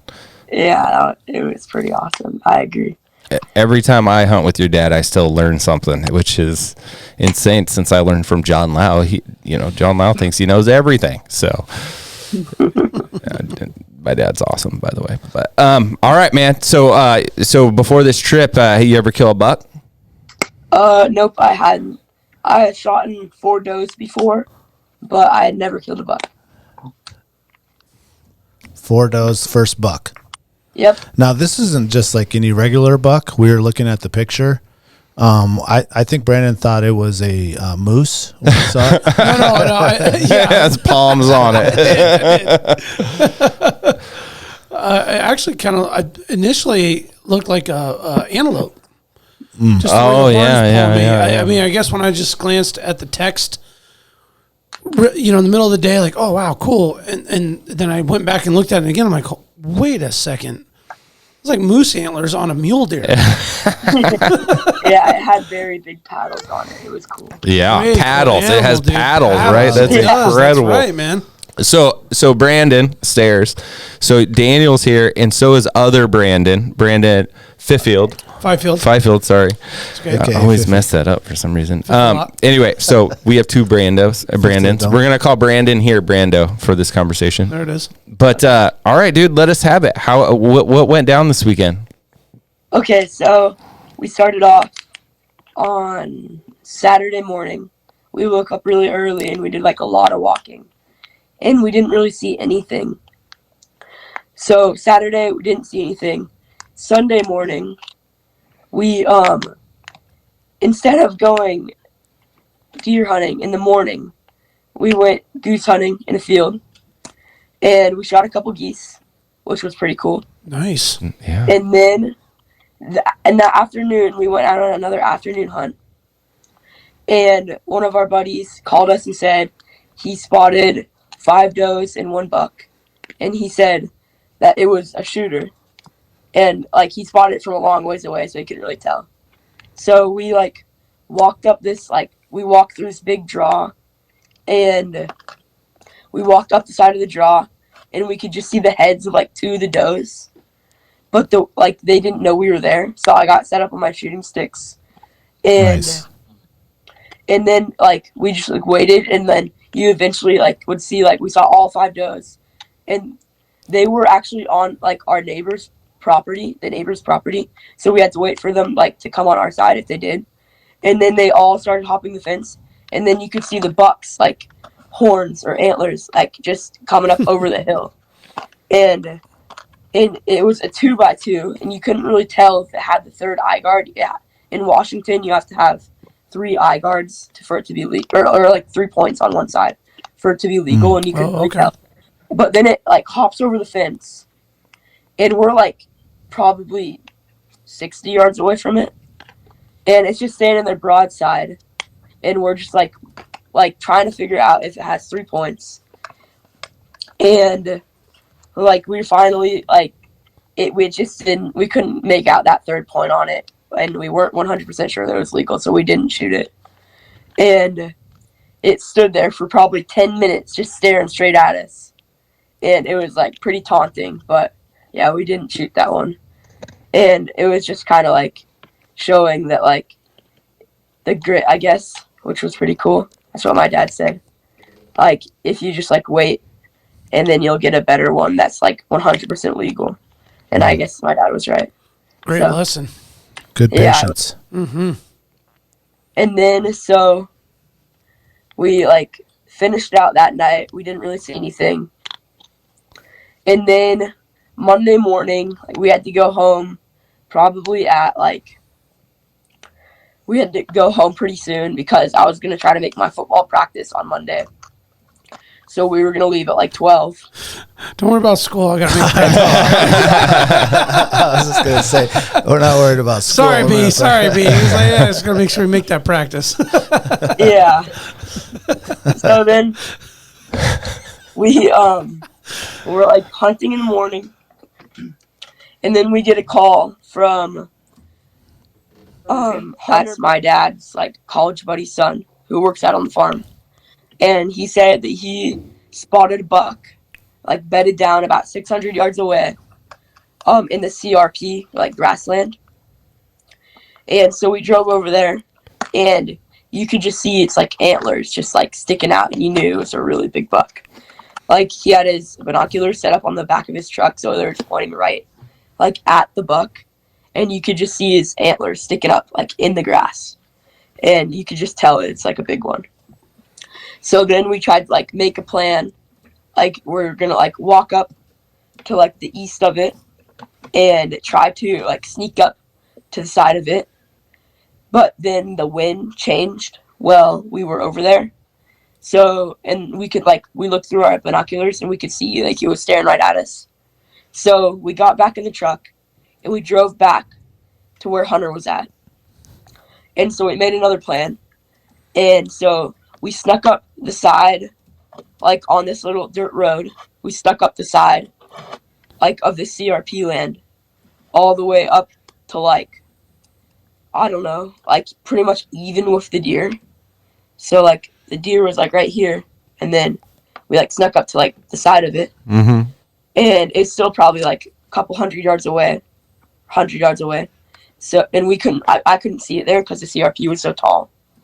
So we like started like sneaking up on it and see if I could see it. I mean, I'm not that tall, so I couldn't really see it very much. And it was really hard because I couldn't like see its antlers in the grass because it was bedded down. So we kept walking up close to it. It never like saw us really. And we got like all the way up to like 54 yards away from this thing. Nice. And yeah, it was pretty cool. It was actually amazing. And then so we got up to like 54 yards of this thing, and like it like obviously knows that we're there at this point. It just wasn't gonna stand up though. So I was all set up on my shooting sticks, ready to like when it stands up, I'm just gonna like shoot it. But it was not standing up. And you can see his horns at this time, but not his body. Yeah, I can see like his horns through the shoot or through my rifle scope. And how was your body feeling? Like, was your heartbeat racing? Yeah, my legs were shaking a little bit. Yeah, my legs were shaking a lot. You doing like breathing exercises? Yeah, I mean, I was kind of calm, but like not really at all. I'd be so excited. I never really realized. I knew it was legal, but like all I could see was I saw a 2x3, which I thought was awesome, but like I couldn't really tell that like until like I really got up to it after I shot it. But so pretty much, we're 54 yards away from this thing, and it's laying in the CRP, and I'm set up on my shooting sticks, and we're trying to get it to stand up. So we're like buck grunting at it and like whistling and stuff. So Dad's behind me. He's like whistling at it, trying to get to stand up, and then he's like buck grunting at it.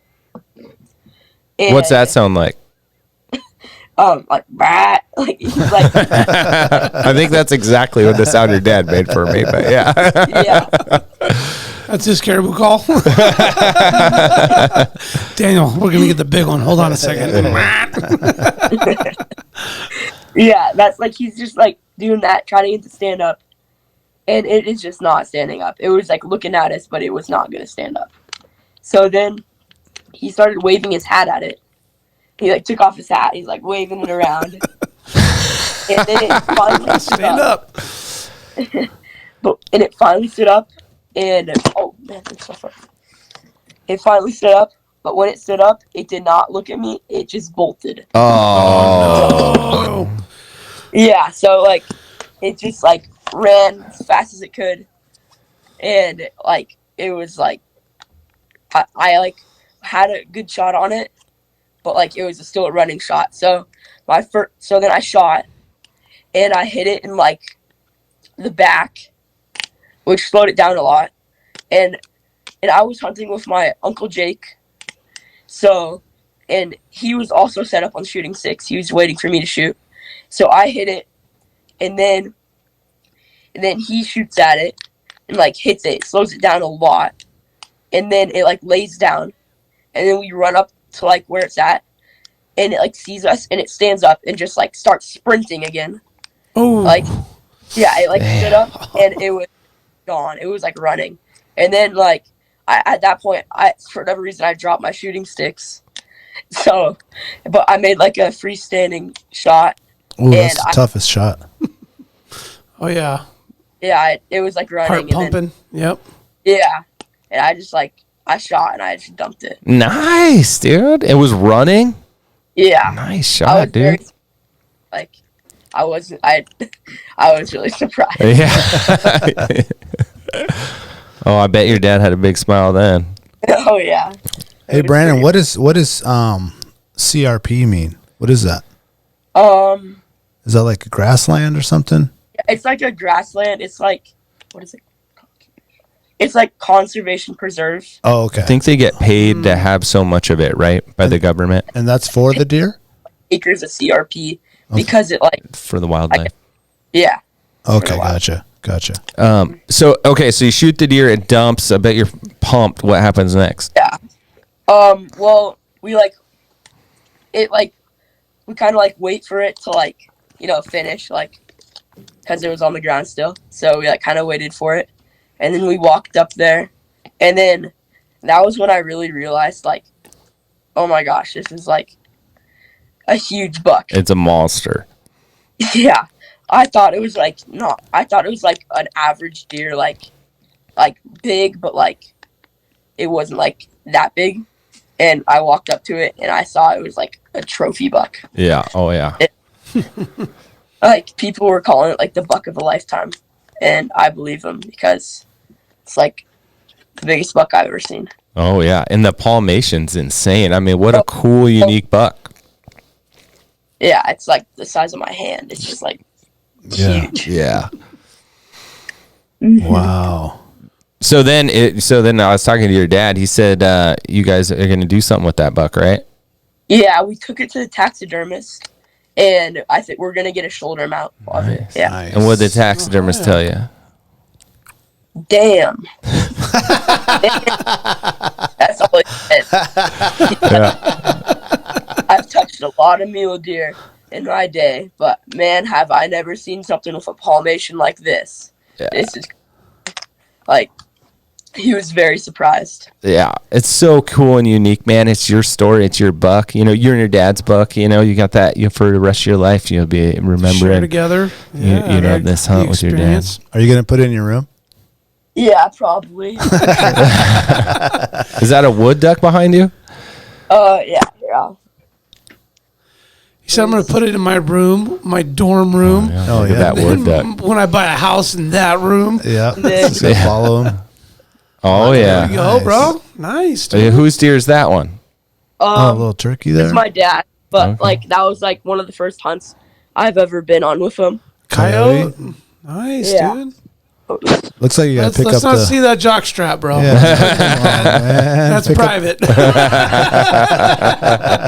think I can smell that thing from here, Brandon. Come on, bro. Well, So- congratulations on that. That's Thanks. so cool, man. What a hell of a start to a hunting career.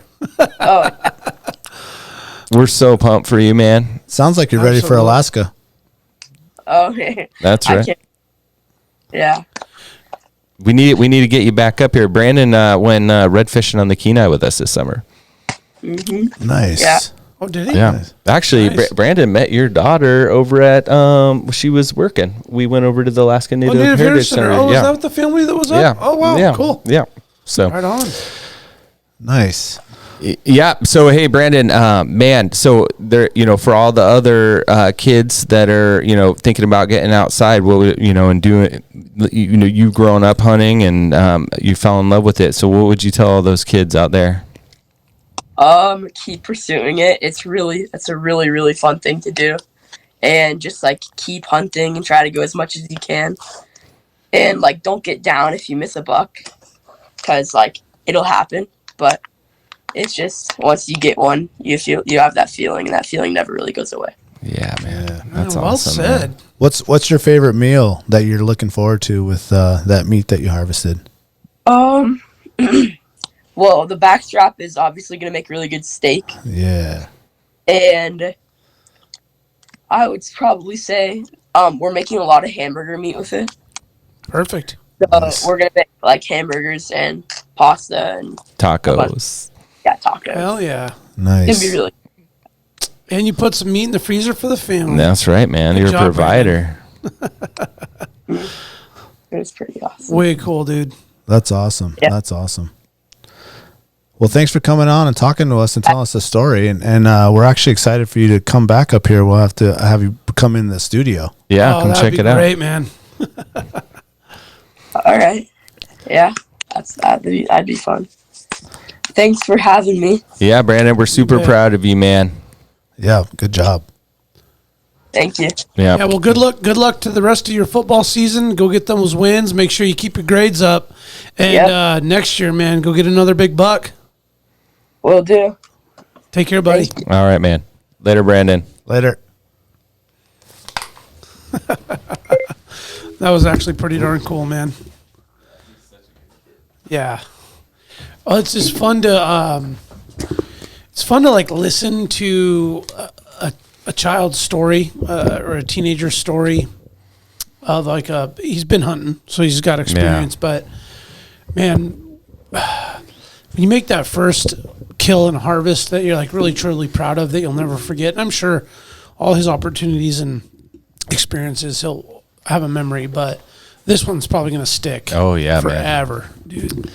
You know, not to only get a big buck, but to get a big trophy and the experience with Dad, and he was able to break it all the way down. And yeah, dude, They work really hard for those bucks, man. I bet. You know, it's like that 3, you know, they have to have those 3 points. And it's cool. I didn't know that. Yeah. I didn't know that there was like, I mean, I figured there's like a spike in a system down there or whatever. yeah, it's 3 point, the 3 point and bigger, or you can get a doe tag, and you have to. I think you have to use your points for the doe. So he's gotten 3 you have to does earn 'em back before. up. Okay. But man, I think that this was his first year. He actually had a good opportunity, and he hasn't missed a year since he's 5, right? I mean, I think in the state of Washington, he can't like actually shoot one until he's 10, so he's not shooting him till 10. But I think this was his like actual first opportunity on a buck, really. You know. At this place that they go to, man, what an awesome, you know, reward for him for all the time, but also just like you can see like how his experience doing this with his dad it's part of his character now, you know, and I love that, you know, it's really cool. That is cool. So. Yeah. Big congratulations to him. That's awesome. Has he come up is he going to come up for moose camp? I don't think his dad would let him go into our system on the 4-wheeler. Because how dangerous it is. Plus, they have school Couple and years, stuff. He's 13, 14, 15. But it's not, living down there, it's not like what we get. Like, we grew up with, like, riding and, like, getting to that, like, I mean, you got to be, like, pro level, man. Like, you have to be very you know, you're like a backcountry skier level of 4-wheeling to go you've been where we go. Yeah. To, you know, Definitely it's don't take super beginners. fucking dangerous. It's not just like the rough trail, like going through mud swamps. Like, we're going over 2 passes. It's the wrong decision is, you know, has high consequences. So I don't know. We'll see as he gets older what his dad wants to do, but we'd love to have him. But that's during school, you know. Yeah. So and moose camp is like a week long. So, you know. Well, it sounds like he's not worried about missing school. he has great grades. You mean it's during football? One day. Yeah. It's during football. Yeah. You can't miss football. Yeah. Okay. Yeah. Got his priorities straight. Good boy. Yeah. It's like buck football practice school. Okay. Yeah. He has great grades. He's a good student. So I don't think they're worried about one day. But coming to Alaska and going to moose camp is 5 days, you know? Yeah. So, Well, probably Yeah, for sure. more like 8. but man, what a stud. Travel. He did awesome. It's really fun to be around him. He's a great influence on my son when we're together. And What is he, 14? He just turned 14. Okay. Yep. Yeah. So 8th grade. 8th grade. No, freshman in high school. My bad. Freshman in high school. Yeah. So, yeah, man, he grew up fast. He's my godson. So I was there when he was, like, a year after, less than a year after he was born for his baptism. And anyway, it goes by quick. Way too quick. They should have the opposite of godson. What is Where that? it's like the god grandpa. Like, that's my grandpa. I got to take care of him. Oh, yeah, dude. He's like the young guy. He's going to take you out, bring you some meat, and you're all decrepit at the house. Yeah, he's going to pack his sheep out for you. Yeah. I like it, man. All right, Brandon, we're going to change this around. I know Like, once they turn, 18 and you're not that, then it switches, and then they become the god grandpa. Yeah. All right, Brandon, after you're 18, I'm gonna take you on like 6 years of Alaska hunting, and then it's going to be the other way around. Yeah. Plus, he needs to learn some 4-wheeler skills. So, but anyway, when you're not going to like this very much, Brandon. But when we were floating down the river on the Kenai, he was like amazed about all the like pretty girls that are his age fishing that know what they're doing. And then he's like, they're everywhere. And then we were over at, he would notice. We were over at Alaska Native Center, Heritage Center. And I went and bought everyone like whatever coffee or drink or whatever from Kennedy. Oh, yeah. And I was like, Kennedy's just made her the hockey team right then. I was saying congratulations. And I introduced, I was like, see, these are Alaska girls. They're awesome, Yeah. And he was like, oh. So they're just salivating. Brandon's going to get mad at me. They're right there in the same age too. Yeah. Oh, good. Good for him to see what's going on up here. Yeah. Don't look too hard. Don't look too hard. That's it. Yeah. So, If anybody says they're pretty girls up there, you say, yeah, they're right. pretty awesome. Yeah. Pretty awesome. Alaska girls are rad, man. They get out and do things, and they're cool. It's pretty cool that you notice girls on the river fishing. Oh man, he was talking about it the whole time. He was like, "What?" Because I just guess he doesn't see it there, Oh yeah, like it's just him and his dad out in the Yakima or whatever. And shout out to Brandon's dad, Corey. He what a stud. Like since Brandon was 5, like he was taking him on every hunt he could. Damn, dude. That's a lot of work as a dad, as a parent to do that. Yeah, just what a stud. And they go bird hunting all the time. You saw the ducks, and they get turkeys every year. Together, they got a couple geese while they're deer hunting. Yeah, that's awesome. They got access to a good farm. In their land, and yeah. One of the advantages of going to school at Washington State is that you go to school with a lot of awesome Eastern Washington people that have farms. Okay. So if you build some relation, and Eastern Washington people that own farms are a lot like Alaskans. So they like the outside. They like to be outside. They like to sport land rights and stuff like that. So harvest. It's easy to bond with them, and sometimes you end up with friends that own parcels that you can hunt. It's nice. It's nice that we don't have that in Alaska, it's where even nicer. It's all public. But you got some trivia? Oh, dude, I have some. Yeah, A little trivia? Yeah, I got a little bit. A little bit of trivia. Get that shit fired back up. All right. So we were talking about earlier that Daniel almost had to pay 9% sales tax, which is ridiculous. What is the average state tax? What is the average state tax? State sales tax? State sales tax. I'm going to say 7%. No, nationally? No, internationally. All the international it's states. Just the Brandon. states. Yeah, just the states. I mean, I should have just kept that to me. Choose a number. All right. Between 1 and 20. Let's do this. Let's do this. This is a better way to do it. Let's do what's the highest and what's the lowest. Well, then you can just find an average. Okay. I'm going to say the highest is 12% and the lowest is 3%.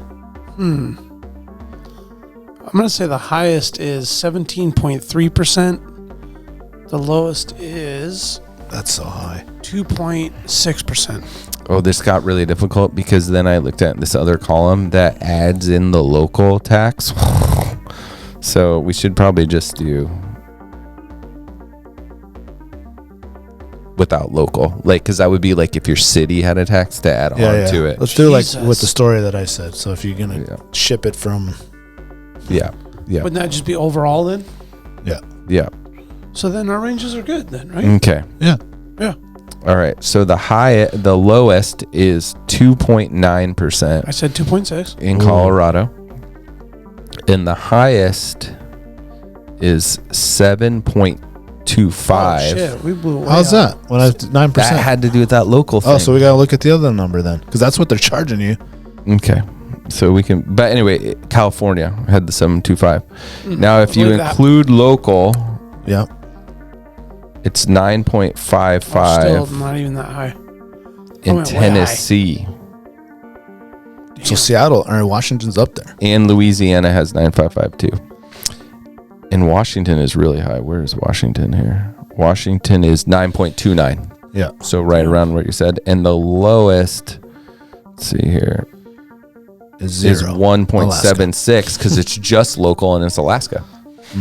So that would be like if you bought something in the Kenai. Right. Yep. So, yep. I do think that it would be cool if we were going to have to tax that we did like a seasonal sales tax. I think that's where we should For go. tourism. Yeah, I mean, well, it's not just for tourism because there's a lot of people that use Alaska to make their income and don't live here, but they're here in the summer. But seasonal. Yeah. So they're like fishermen or whatever. I mean, there's an oil few people that are year round. Yeah, tour What's guides crazy about oil is that if state of Alaska, so since the state of Alaska doesn't charge a income tax, if the state you live in does, then they charge the income tax. So if you live in Washington and you pay income tax there, since the state of Alaska doesn't charge it, they charge it. But if we would, they wouldn't. Oh, So they could get we- a discount if we're like, We lose out because I don't know the percentage, but just like working up there, 70% of the people, I'll say, don't live in Alaska that work on the believe slope. that, yeah. And so we miss out on all that income tax, but that's being paid to another state, Wow. you know? yeah, that's why I was pissed off about that 9%. Why am I so paying these high, guys dude. for what? So high. Yeah. Well, I'm sure it didn't start off that high. I'm sure it started off at 2, and then it got yeah, bumped to way 4, lower. and then it went to 6, and next thing you know, it's 20. Yeah. It's that King County tax because that's where he's sending it to is King County, I think. Yeah, that's a And bit Washington ridiculous. And man. King County is crazy. Damn, that was a trivia. Fucking Okay. just getting money taken away. All right. So I did look up. You got another one? Yeah. So it was hard for me to find. I did this while we were talking earlier. Okay. So I found one NHLer story. He's a current NHLer. And his name's Matthew Duchesne. So I think Daniel knows who that is. I don't know if you do. He played at Colorado like 10 years ago, probably. I don't know where he's at now. He was pretty good. He's a center. I think he's in like Ottawa now or something. That sounds right. Anyway, so I looked up and his parents wrote an article about how much money they spent total from when he was a little kid till when he went pro. And he went pro at 18. Okay. So early. Yeah, he was a first round draft pick. I think like maybe the first pick. You know, he was very high in the Top first 5 round. for sure. Top 5 for sure. Great NHL. He's from Canada, where hockey's probably a little more affordable. I'm not sure. So how much doubt it. money did he pay? Did his parents? And so he also was probably a first round draft pick. What, 12 years ago? Oh, yeah. Around So- then. At least a decade. So a decade ago. How much money did his parents pay for hockey between when he could start playing hockey in a maybe league like 6, 8, till 6 18? 6 years old till 18 18. or whatever. So, figure his kid played 10 to 14 years under his parents Yeah. at that point. Yeah. Yeah, he played like major juniors in Canada, you know. I'm going to do you say get they paid for spent that? $125,000 to $150,000 $125 total? Is your total. Okay. $125,000 to $150,000. I'm gonna say $420,000. It's right in the middle, 250,000, and that was 10 years ago. So that it's probably like 400,000 now, you know. But he played high level probably left when he was a sophomore in high school. I and bet played his was actually cheaper juniors because somewhere. he went and played major juniors, and I'm pretty sure like if they don't get paid at major juniors, but I thought they did, that it's pretty much free because they're still selling out stadiums all the time. It'd be like playing for the Wolverines. But you're still 16 years you're old. still You're not floating getting your kid though. You are. Wolverines get paid? No, I'm saying what I'm don't saying think is so. the Wolverines probably aren't paying like room and board and all that stuff. Like they're not paying for their plane tickets, you know, like the Wolverines organization's paying their hockey cost. Hockey cost. Okay, right, gotcha, right. gotcha, So gotcha. like if that's the case for Matt Deshane when he's 16, when he went to major juniors, then that cost is only up till he's 16. You know, I'm just saying that could be the possibility.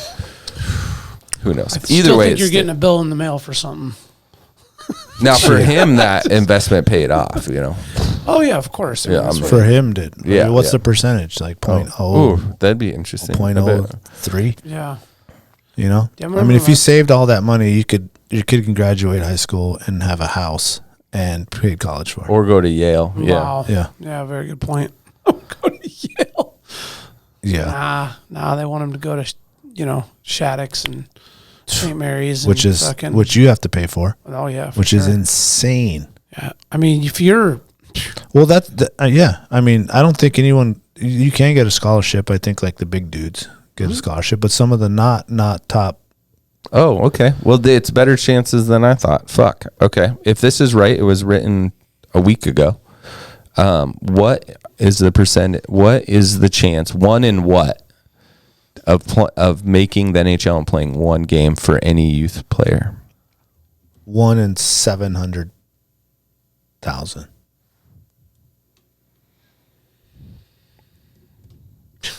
damn. I don't even know how to. 1 in a million? It's actually better than the toke management. It's one. It's 1 in 1,000. So Oh, wow. 1 in 1,000. 1 in 1,000. So out of 1,000 kids, Yeah, which is Somebody still will a play a game. shitload. You know. That's but how a many lot. kids in one age group are playing I don't know. in Alaska? Oh, You know, 50. yeah. How many girls total are playing hockey at Kennedy's age? Oh, there's way more than 50. How at many each teams are there age. at whatever their age group is? 5.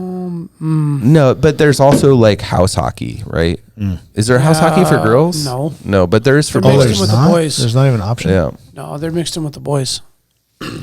What does house hockey cost?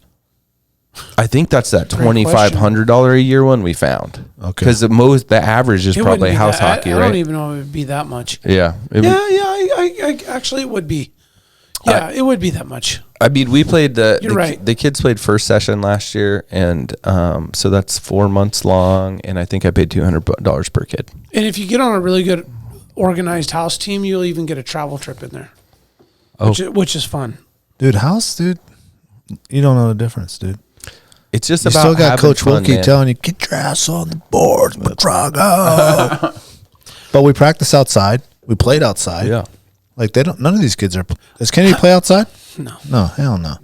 not in a while. Ain't no practices outside or games or tournaments or nothing. East 20th? Not No? anymore. No more, right? That's only like little. Yeah, I think COVID, when she played rec, they did skate outside some. The most ever. Oh, that's what house is called now, Rec. Yeah, I guess. Still, Rec house Okay. rec. I don't. I don't think it was ever called a house. Mm-hmm. It's just what you called it. Oh. It's not like house I hockey. mean, it was always recreational hockey, but we called it house. Okay. Yeah. I wonder where that comes from. Yeah, me too. Yeah, Where does because it's that- played where does in the house- house. I don't know, and Oh, like maybe it's like, based out of your house rink. I don't know. Huh. That's just an Which idea. makes a lot of sense, actually. She might have just I mean, played it for sounds who you cool were that way, or huh? around. Yeah. Hmm. I was last year. Remember,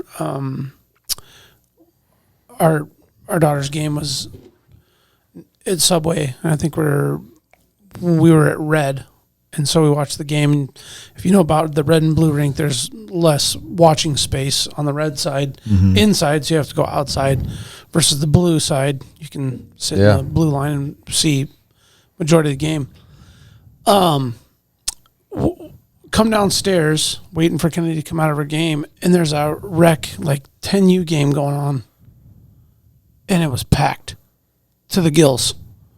With the parents. I mean, screaming, yelling, people yelling at the refs, like everything you get from a comp. Well, what I thought was a comp level game. Our comp level games were quiet. Like me personally, I don't do a lot of yelling, so I'm like trying not to be that parent. Yeah. And I think a lot of us are trying to be that parent, so then it's very quiet. So there's not like a tremendous lot of energy coming from like whoever's watching, which is like a limited amount of parents too at times.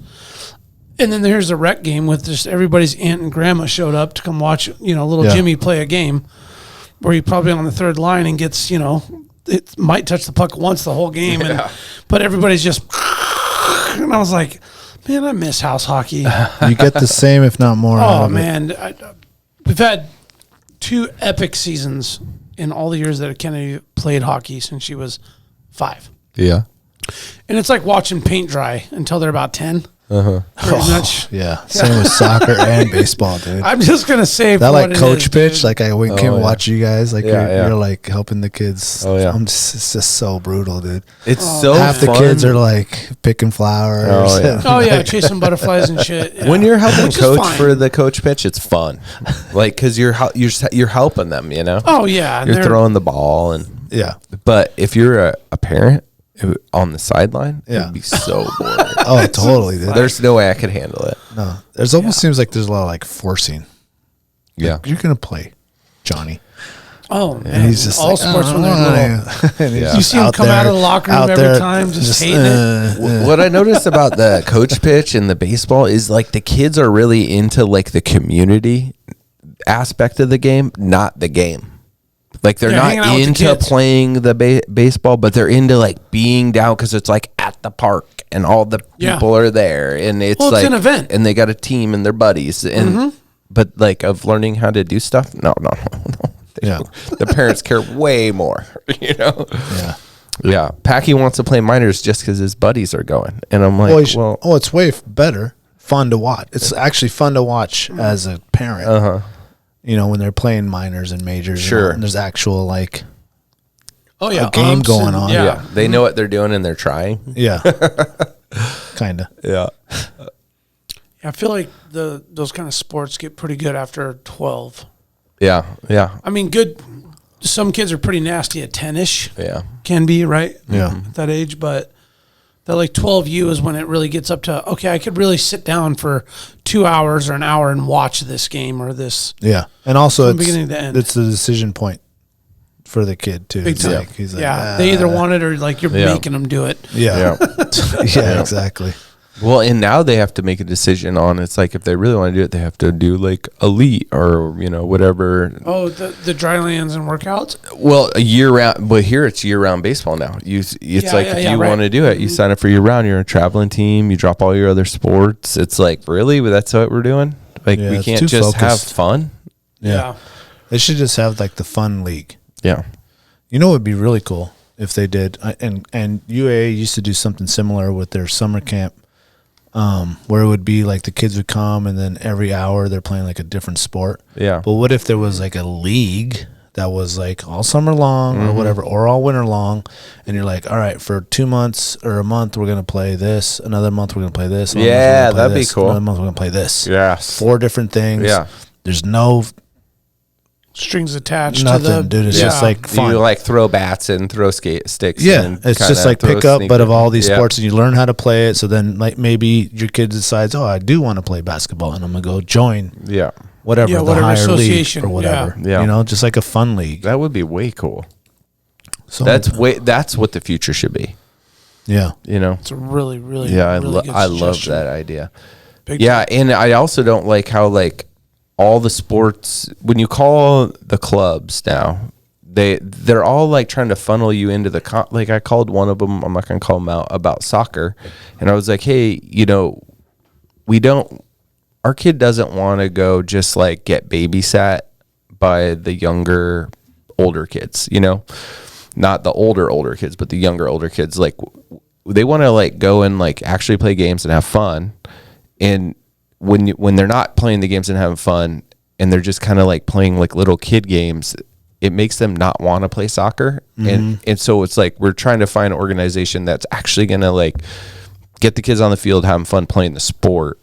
And man, right away when I called one of them specifically, he's like trying to funnel me into comp 5 days a week. And I'm like, that's not what I'm looking for, man. We're looking for this fun thing that you're talking about, Daniel, where the kids get to go try and just have a great time. And it's not. Because they don't know if they like it. Right.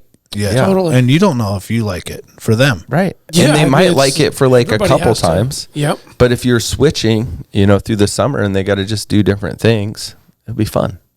Mm-hmm. Yeah. That would also be the raddest like after school program. Oh, yeah, it would be good. Just like sports, after school sports. Yeah. That sounds a then it's lot like- like Shazby's like summer camp he did. That's what it was. That's where, when we brought him in, that's what we're talking about. Yeah. Like my kids still to this day are like, I wish they brought that back. I would go now. I'm like, you're a little old now to go. Yeah. But you would still, because But they they- would be well, they like, had such they a go good play time. gym hockey, they go swimming, they go play kickball, they go play football, they go play basketball. Yes. They're just like doing a different sport every day, like 5 different sports. Outside having fun. Yeah. Yeah. Yeah, they got to bring that back. Yeah. I think COVID kind of like derailed that thing, but there's definitely room for Yeah. improvement on that. And UAA was perfect because all the athletes, they had like a summer yeah. job, the ones that yeah. stuck That's around or the perfect, local dude. ones. And what's his name was in charge of it. He's now the head coach of the Wolverines. My kids love him. He's the head coach now. What's his name? Shoot, I can't think of his name. Stud. Fournier? No. No. Look it up real quick. Can you look it Yeah, up real I quick so you can. get his I name? can. Have you guys been to Wolverines game? I have yet I to have be the yet one. I need to to go go. to a Wolverines game. Yep. Here, Me and here Rena just after. said, "Oh, I got a proposal for you boys. Rena and I want to do a date night. Oh, okay. Y'all should bring your ladies, and we should do a trifecta date night, followed up by Serrano's margaritas, Oh, I'm down spicy with scratch. that. Yeah. Only have 4. After that, you black out. Nick Walters. Okay. Bam. All right, All right. I think that's what it is. I like it. Nick Walters. Cool. Went to UAA, played UAA. Now he's a Wolverines coach. That's awesome. So what is then? He must be assistant, huh? We had him in here. Yeah. Waldrop. Mm-hmm. No. Oh yeah, Waldrop? he's Yeah, associated Waldrop. with the. Yep. I mean, a lot of these OG hockey boys, Keith Morris, I mean, they all had their involvement in the culmination of the Wolverines, and it's pretty cool at the rink there. They promote the movie that they made, the season 1 or whatever it was. Oh, that was actually really well done. Fuck, dude, it's so cool. That was really well done. Yep. Who did that? Hybrid? Did Hybrid Color? Hybrid films, Hybrid Color, yeah. something like Hybrid Color. Yeah. I gotta get those boys in. They started a little podcast. I don't know how consistent it's been, but it's gonna be quality. Those dudes are dope at all the stuff they do. Yeah, they put a lot of time, effort, probably money into that too. So I was talking to John Stenegem over there at O'Malley Ice Rink, and he's the one that's like taken over all the ice rinks, and that's why we've seen him and all the other people working with him, or why we've seen like Dempsey improved. He's that running the Boki raffles. He's doing. He's actually just running the rinks, but it used to be kind of run outside, and he took it over. And he's doing a great job. And I called him the other day, and he told me that they're renovating the Sully and they're bringing it back. Yep. For real? Yeah, I hadn't heard about that, but yeah, and so that's Where the under money came his. from? I think the city. But it's awesome because it was such a bummer that an awesome it's venue just- like You that. didn't- They had a raffle.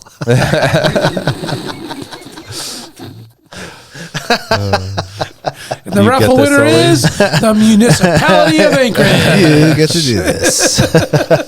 So that means we all. But what's pay gonna for it? go? I mean, I They're think going to start bringing concerts back. They're putting know. the ice back. Yeah, but I mean, who's gonna? I don't think the Wolverines are gonna. They're gonna move over there. They I have a bet pretty they good do. vibe where they're at. I don't know. It's gonna be weird to go from that to like a 6,000. Jesus. Same with UAA. The UAA games are awesome, Right. and they already didn't get the money approved to expand that and make it actual like Right. seating on the other side. Yeah. that's Behind gonna. the rink. Yeah. Like I think the Wolverines should play there. Yeah. Yeah. Sullivan Ice. I don't know. I guess basketball. They should bring back the. The Great Alaska Shootout. Yeah. Yeah. Well, what happened there is that the NCAA changed the rules because it was a loophole to have it here, right? It was like the way that was written was like they can't Now they do want to this. go to Hawaii. Well, now they changed the rule. It doesn't say continental United States. They just got rid of that whole thing. So now there's these tournaments at that time everywhere in the United States. Yep. So it wasn't like Alaska and Hawaii. So what could they do? Yeah, Wolverines need their own thing. Yeah, I think what they got going on at Bunky's pretty cool. Yeah, Their own rink? I mean, how much Yeah. more? I mean, I know it's pretty sold out, but how much more would they sell out? I Another have 1,000? I don't know. No idea. I don't think so. Yeah, the I mean, I would Solis hope so, but I could huge. see them at UAA Yeah. where it's going to go from, what is it now, like 500, and it's going to go to, what did they say, like 4,000 or 2,000? Yeah, the Wolverines, I was thinking like a 2,500, Yeah. which would be big. You know, because I think the Sully's 6. Because I mean, I've played in the Sullivan Arena, and Yeah. when there's like, 100 people in there, Oh, there's Yeah. like It's there's weird. it's like there's no one in there. Super weird. it's not cool. 100 people, there isn't anyone there. Yeah, no. Yeah, It's you just just echo, felt echo, bad for echo. them. Yeah, no way. Yeah. Okay, Brandy, you going to tell us about the deer hunt, bud? Yeah, real quick though. So the Sullivan's really going to turn around though? Yeah. Mm-hmm. Oh, They're they've trying already to get done like it. concerts. and Actually, the stuff in there. homie's in charge of all the events and stuff. Fuck. I'll tell you off the air. Okay. Our really Okay. close friend is in Okay. charge of all that. That's so if you cool. want an Yeah. event, if you got an idea, you know what I'm saying? The beard I don't know. I don't know what you do. The fucking first annual Alaska Beard Competition. Yeah. No, let's not do Raffles that. coming It's to you already soon. at Fur On Day. I know. It'd be Brandon's presented by Alaska Wild Project.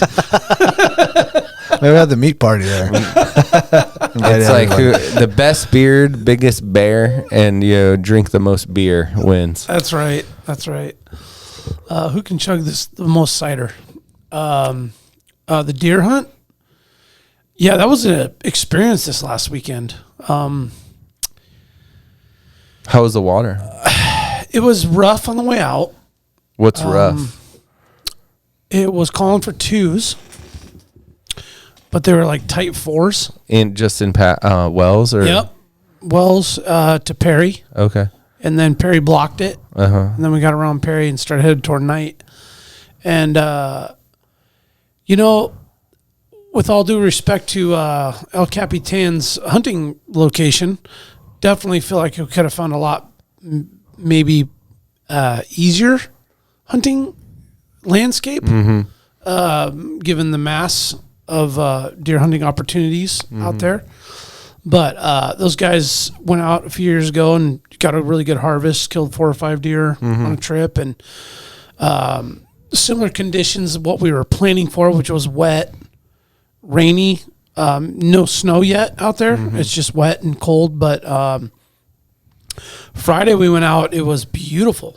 Actually, we kind of got our asses kicked for an hour. Finally got out there and set up, and I showed you guys some photos. I mean, it was gorgeous pretty. bluebird, a little bit of wind. Can I pop in with something real quick? Go. Jesse and Jesse Yep. at Big Gray's need to have the big buck competition, Prince William Sound. Why not? 2 divisions, Kodiak, Prince William Sound. Yeah. Why not? I know they don't get as big, Yeah. but it's still, I mean, they have Oh, some man, big cool. ones on Dude. Montague. why not? Because then we could have a cool party in town. Yeah, that'd be dope. Sorry, go ahead. Yeah. No, that's Good a idea. really good idea. Yeah, good idea. Well, because what would that comprise of? Because you got Cordova, Valdez, The whole Chiniga- Prince William Sound. Chiniga, Yeah, the whole thing. and then it's all held where in Anchorage. Yeah. I mean, that's fair. Be actually really cool if they did it in like Valdez or something, like another small town. Well, there's no Harder to do store of that. theirs there. Oh, true. But maybe you could It's- still turn in But it's similar. racks there. Yeah. Like you could have a turn it. Because Okay. a majority, everyone's going from Whittier or fine. Valdez. Okay. It's a lot. It's very Yeah. similar to what they got in Kodiak already. There's Port Lions. There's Okay, Old fair, Harbor. fair. There's tons Very of fair. towns. It's just Very a way to like expand it. Because how many, probably more people are hunting deer? I don't know. That's probably a good question.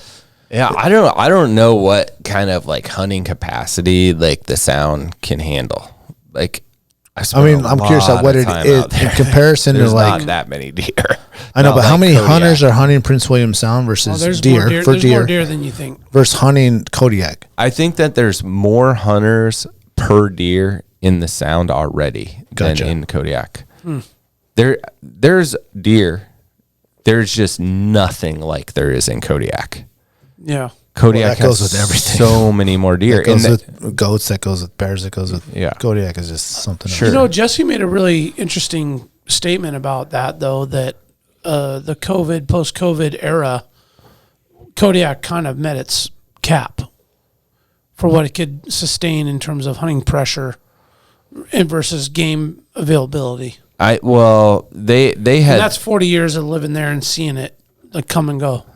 they also had some really deer in Alaska are really susceptible to bad winters. Like we see it in the Sound, but Kodiak sees it too. And Kodiak, sure. Kodiak had 2 in a row that were right around COVID, like 2 years ago and 3 years ago, that were pretty nasty.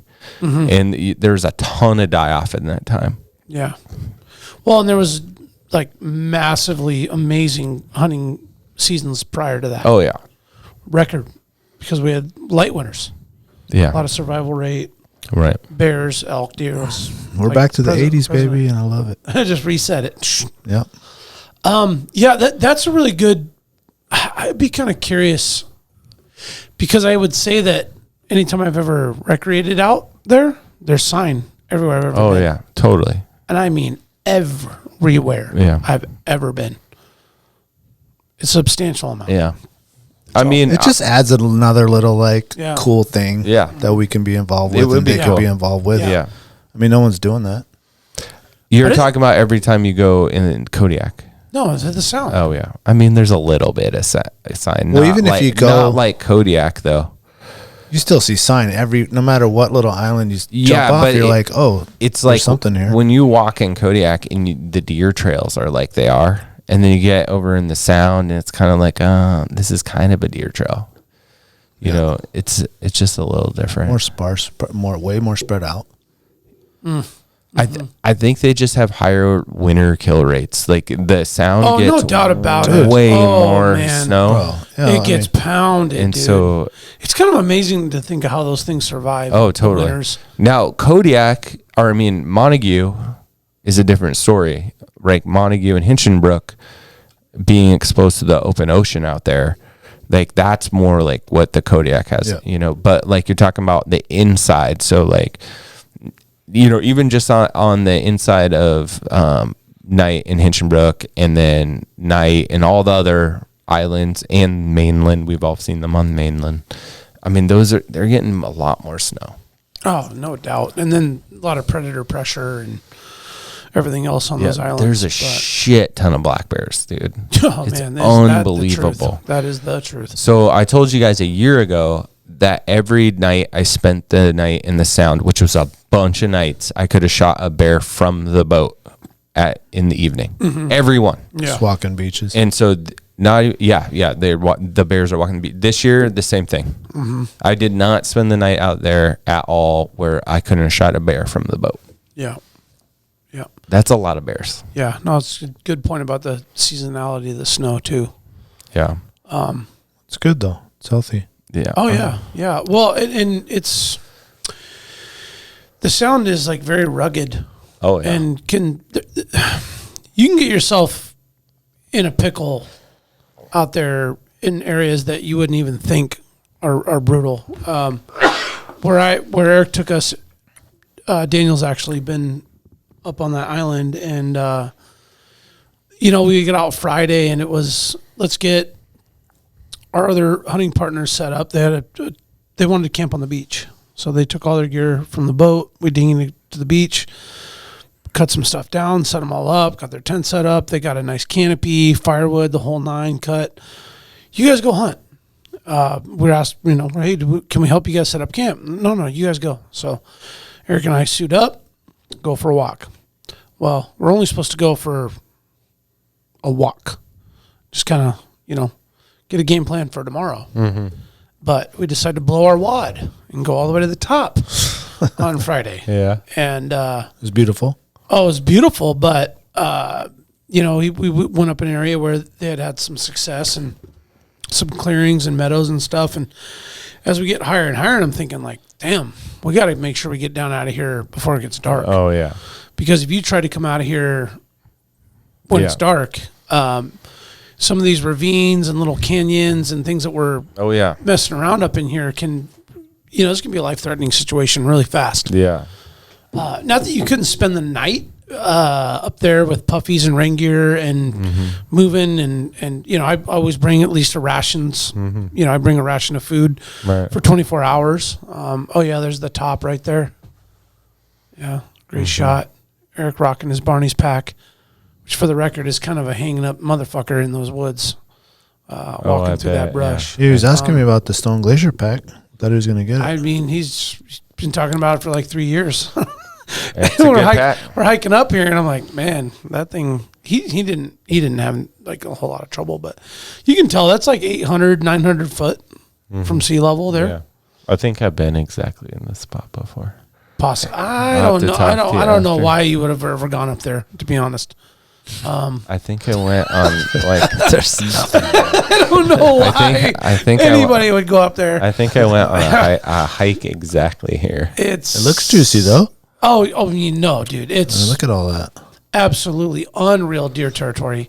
Game trails up the ass. Beds everywhere. Scat everywhere. I mean, felt like the mecca of black-tailed deer hunting up there.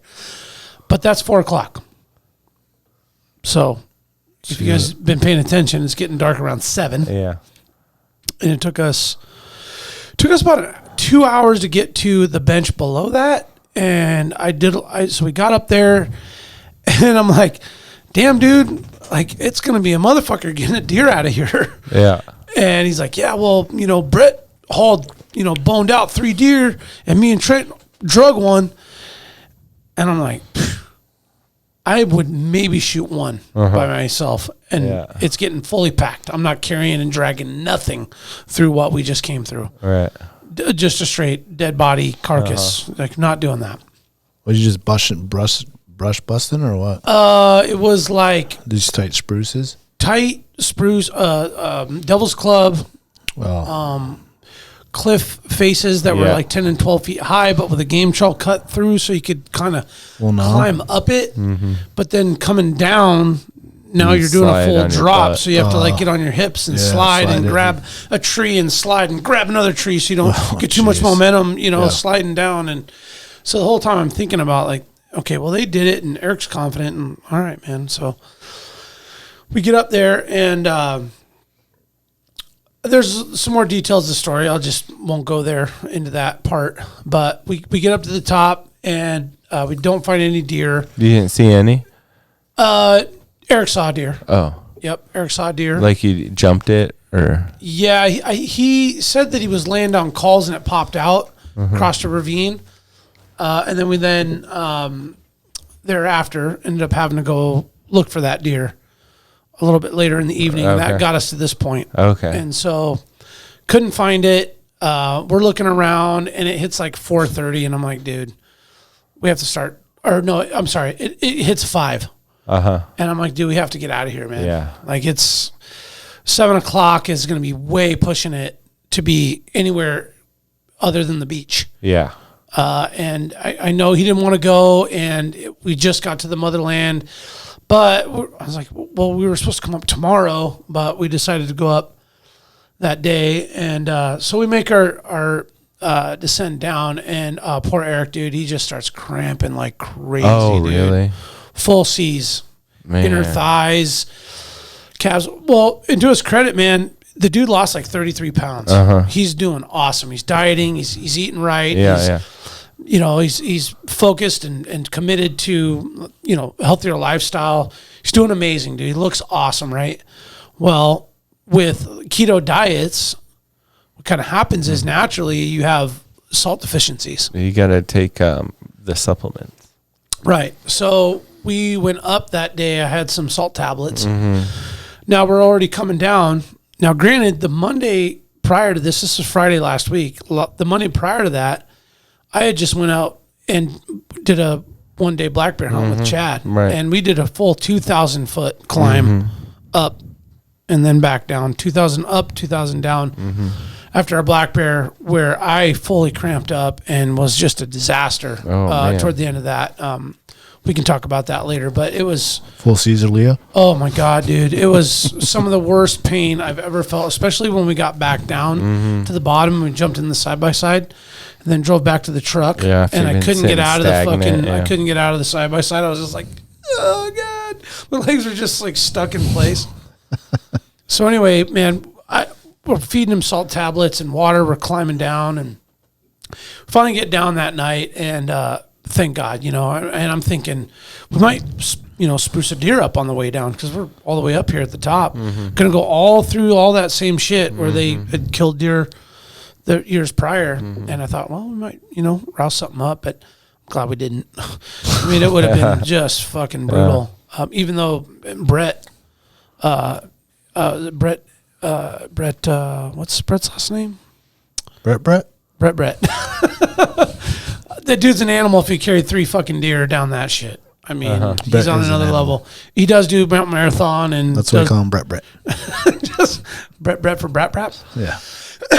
So we get back down to the beach. Those guys got a fire going. I happened to pack a couple beers, and it's so funny. I packed those beers all the way up and down. all the way down. Yeah.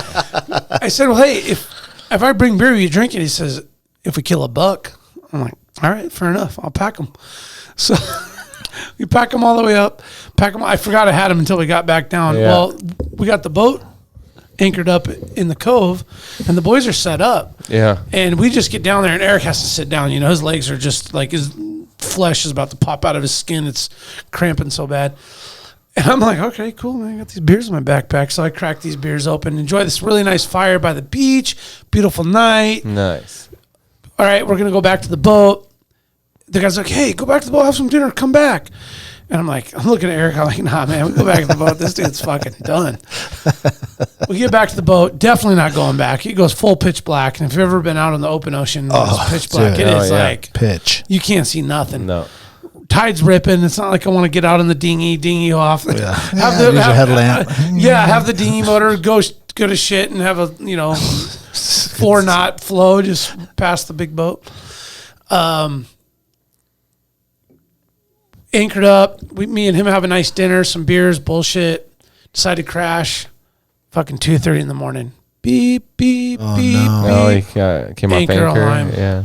Fucking 40-mile-an-hour gusts It's the ripping, boater's dude. fucking nightmare sound. Oh, man. yeah, man. Very restless night of sleep, dude. And we knew where we were anchored, and we saw the weather forecast, and Eric's like, yeah, it's supposed to be pretty nasty, but, the boat holds up pretty good. But if it comes just at the right angle, sure enough, the guy's tent on shore's lifting. It What? was blowing so hard. Wow. Yeah. So boat breaks. It breaks. Well, the boat Came off anchor? It came off anchor. Yeah, okay. Yeah. And so, because Eric said it too, he's like, hey, pay attention from the boat anchor alarm. I'm like, oh, man, it's been a while. I usually sleep on shore. We set up a camp. Us guys sleep on shore. He'll dinghy out to his boat and sleep on his boat. Yeah. And come back out the next day because he wants to stay the night with the boat, which is really smart. And anyway, yeah, so we're floating now. Got to pull the anchor, reposition. I got to go out in my Crocs and my pajamas, dude. Pouring just shower to the side, dude. no. 3:30 in the morning, right out of a nice warm cozy bed, out to the fucking dark, just on the bow. Reposition the boat. I think it pulled 2 more times, but it was just the swing. Because the tide was coming up and down, so it wasn't the anchor coming off. It was just It was too short. Right. So it was hard to position because the wind was changing and swinging, and it was kind of hard to find the sweet spot. I'll set it short, but then I'll record where it's blowing, and then you can kind of see your swing, and you're like, okay, this makes sense. I'm actually not off anchor, and then I'll extend it out a little bit more based on that, and then. So then you're not pulling it when you're not actually coming off anchor, and then you don't set it long enough that you've come off anchor and it's too late, Right. And that's where he kind of found the sweet spot where he was letting out rope, And now our alarm was just going off when we were just going outside of our diameter. Yeah. The 150, the 175, the 200. Yeah. Where the anchor was still set, but the boat swung around that diameter he had set. I actually really was kind of learning that this trip. Where I get the anchor being pulled, but then I realize that you can set the distance. Oh, yeah. For the way the boat swings. So you're not accidentally, like, you might still be anchored, but the boat can swing around and still So why does the alarm go off? Because you're extended past that you set like a distance. radius that it's like, hey, if I move out of sight of this radius, then the alarm If it's goes 150 feet around this circle from when the boat first dropped, and it goes out of that, the anchor alarm is going to go off. It's the radius of the circle. You get it? I do, but what if you're fully extended at the beginning? Well, so what happened with the challenges for the tides, right, in Prince William Sound. So if you're in deep water, and so if the tide's in, right, and you set your radius, say, and then the tide goes out, now your radius is extended by the hypotenuse of.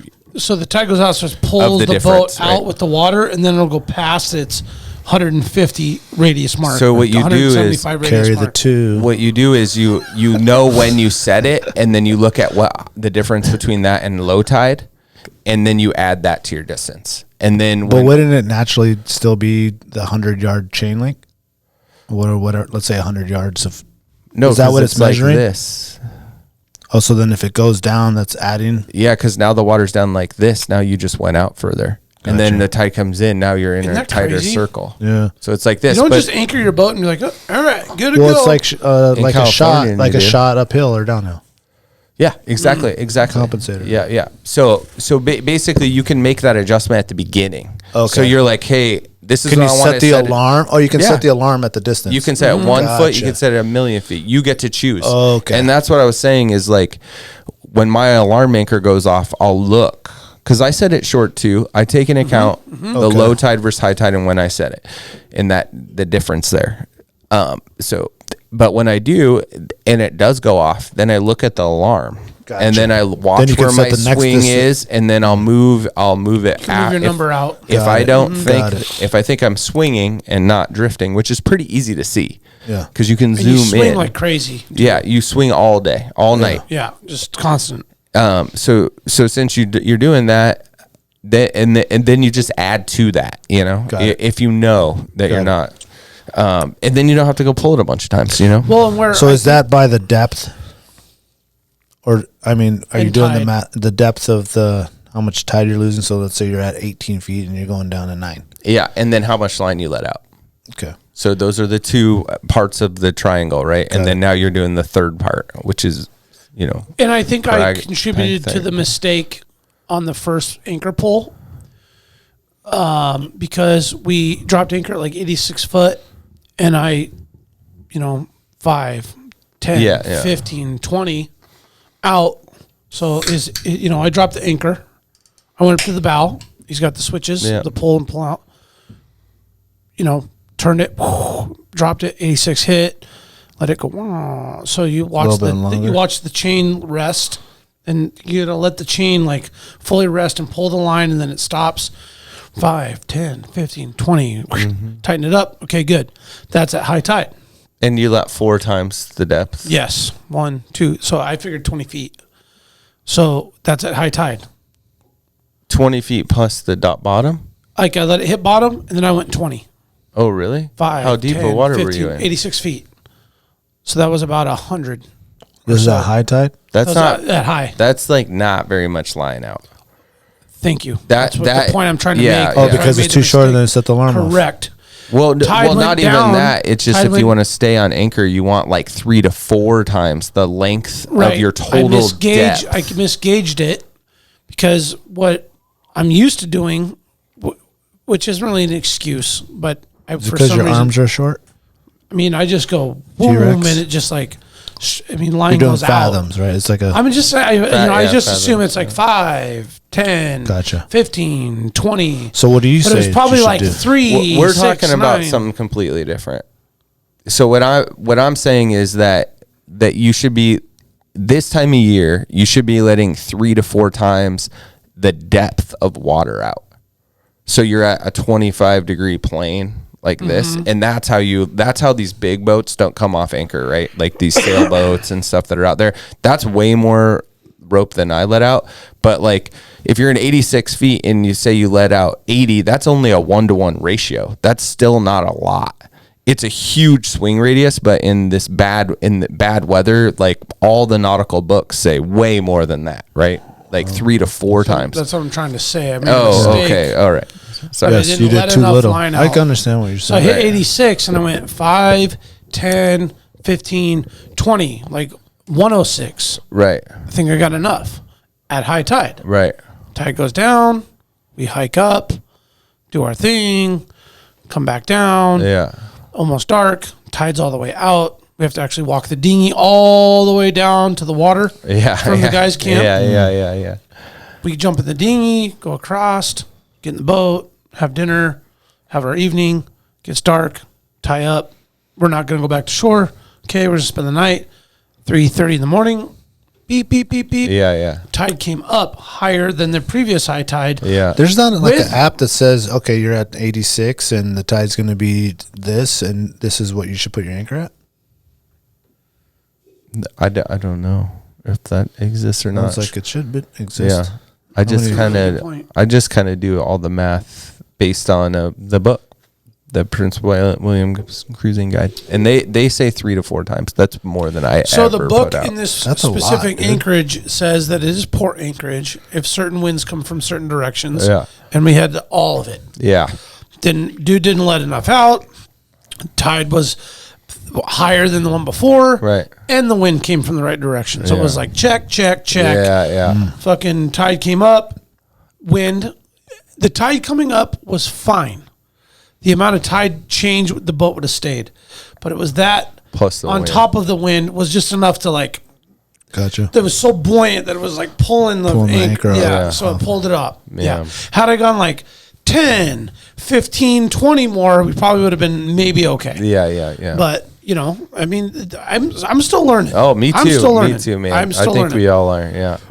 Yeah. It's tricky, and I think also like most of the times we're anchoring are in good condition, so we get away with things, right? So like most of the time, like I kind of like double the length, not do 3 or 4 times. Well, it's but then you got to take into account when you're doing that double, like the swing. Yeah, like are you going to swing into some big rock over here on the right side? Yeah, so you have to be careful not to have your swing too long. Right. Because now all of a sudden you're like, oh, I'm good over here. Unless you wake up and you're 9 feet away from a cliff. Holy shit. Yeah. Wake up and move the boat.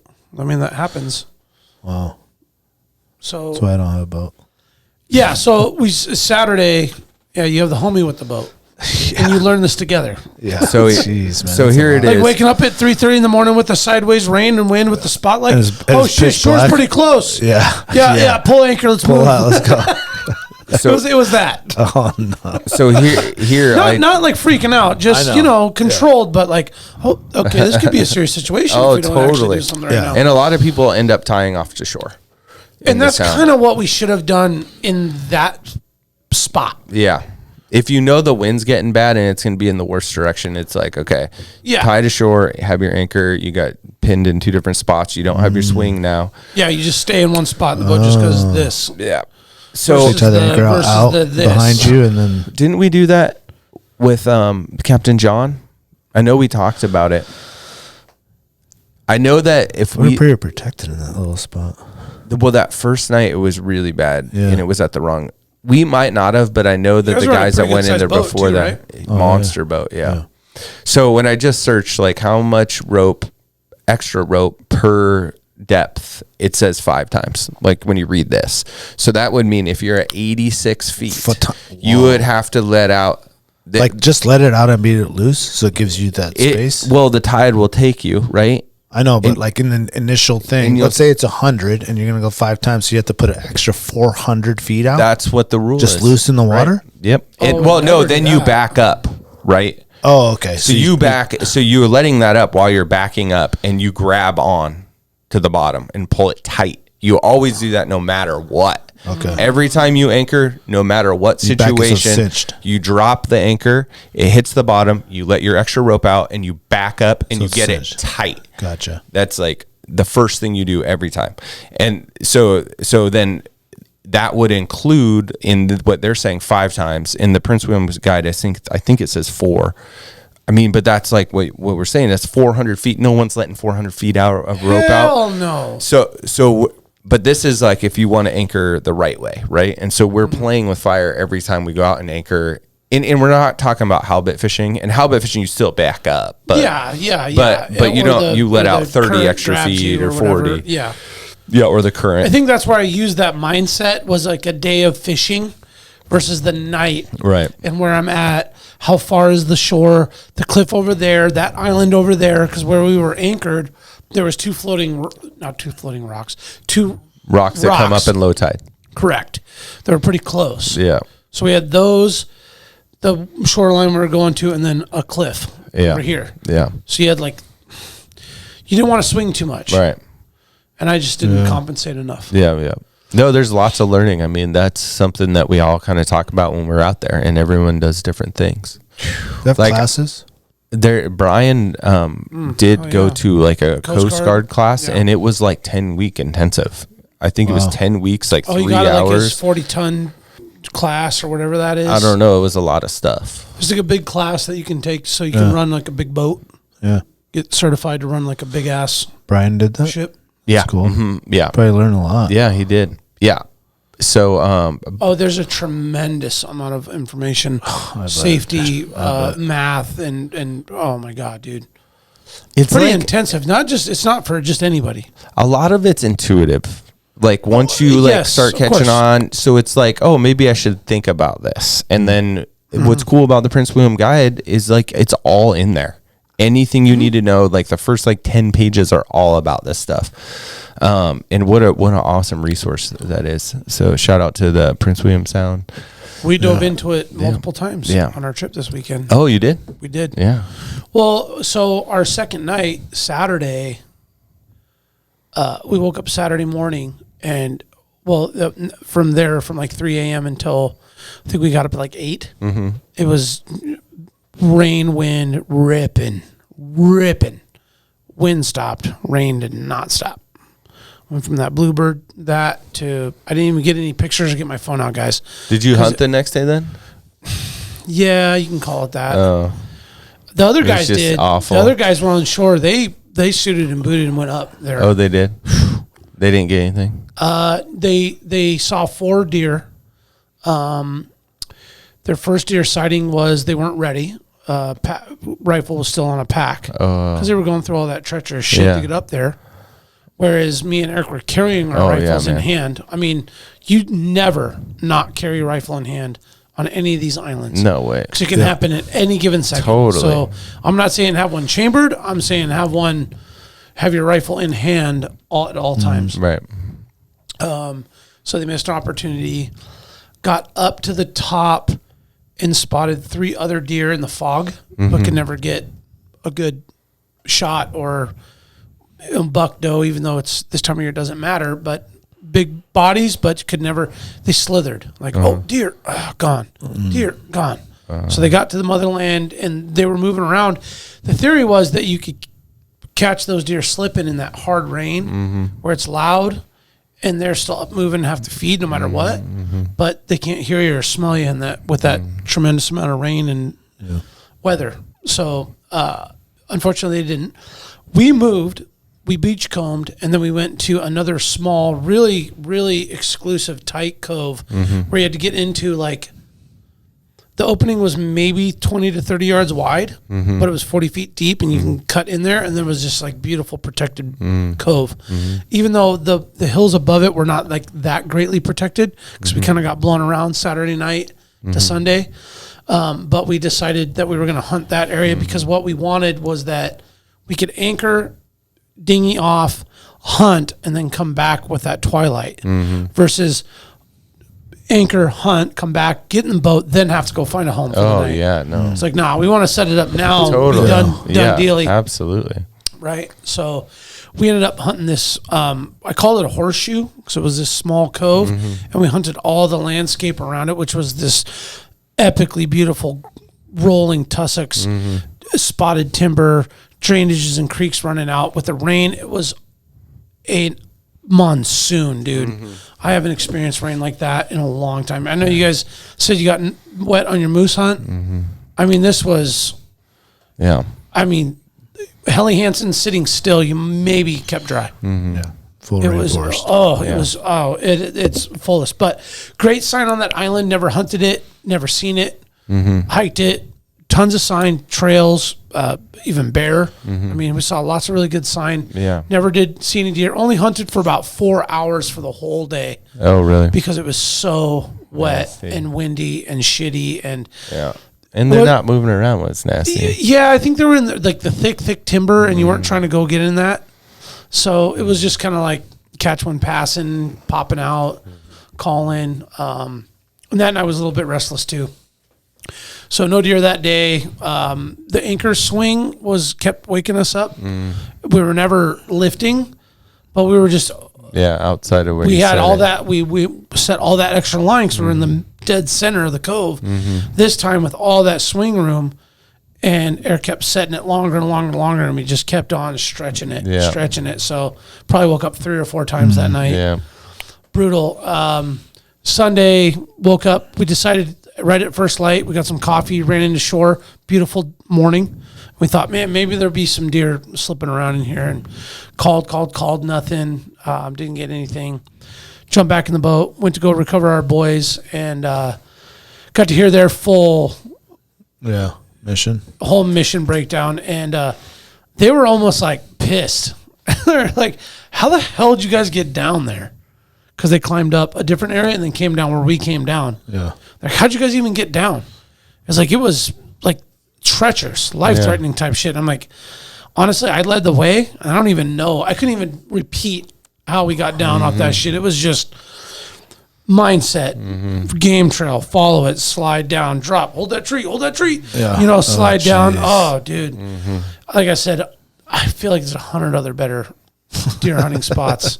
There's a lot of that like weird granite and how like the structure of the granite is, where it's like, oh, here's suddenly a cliff and you're cliffed out. And awesome deer hunting area. Like, don't get it twisted. Eric didn't take us to a bad deer hunting area, but incredibly technical landscape to get into and out of. And, I don't know any better from where he took me. And, Daniel, you hunted the backside of that island. If you remember, you guys went up, and as soon as you got up out of the alpine, it was just all those big clearing tussocks. Okay, you guys were on that other side. So on Saturday, we wanted to wrap around that and go hunt that, but it was just I see where nasty. you guys went, because we went all the way up and you guys came from that way. We came from the shitty, treacherous other side straight up. Gotcha. Whereas the other side rolled Yeah, up. it's just like plateau. Yeah, that's where we should have went up. But, no deer on this trip. I'm cool with it. So no more combo dogs? Assortment dogs? That's all I want. I just want them 20 pounds so I can just get deer How dogs. big of an assortment would they do? Can we do all 8 species? I really don't they think do it would whatever matter, you dude. give them. I You don't think could it go would bring matter. them beef, and I bet they'd do it. The assortment percentage, I broke it down, was 60, 40, 10. So it was like 60 moose, 40 deer, 10 caribou. So it wasn't like that much. Yeah. So I want don't get it too twisted. It's mainly moose and deer. It's rad. Yeah. I'm just thinking for like the meat party, if we get the 8 game assortment. Oh yeah, sausage. Get some muskox in there. There might be a little coyote mixed in there. You Don't worry could about that. Talk to some Alaskan natives, and we get some swan in there. Yeah. A little eagle.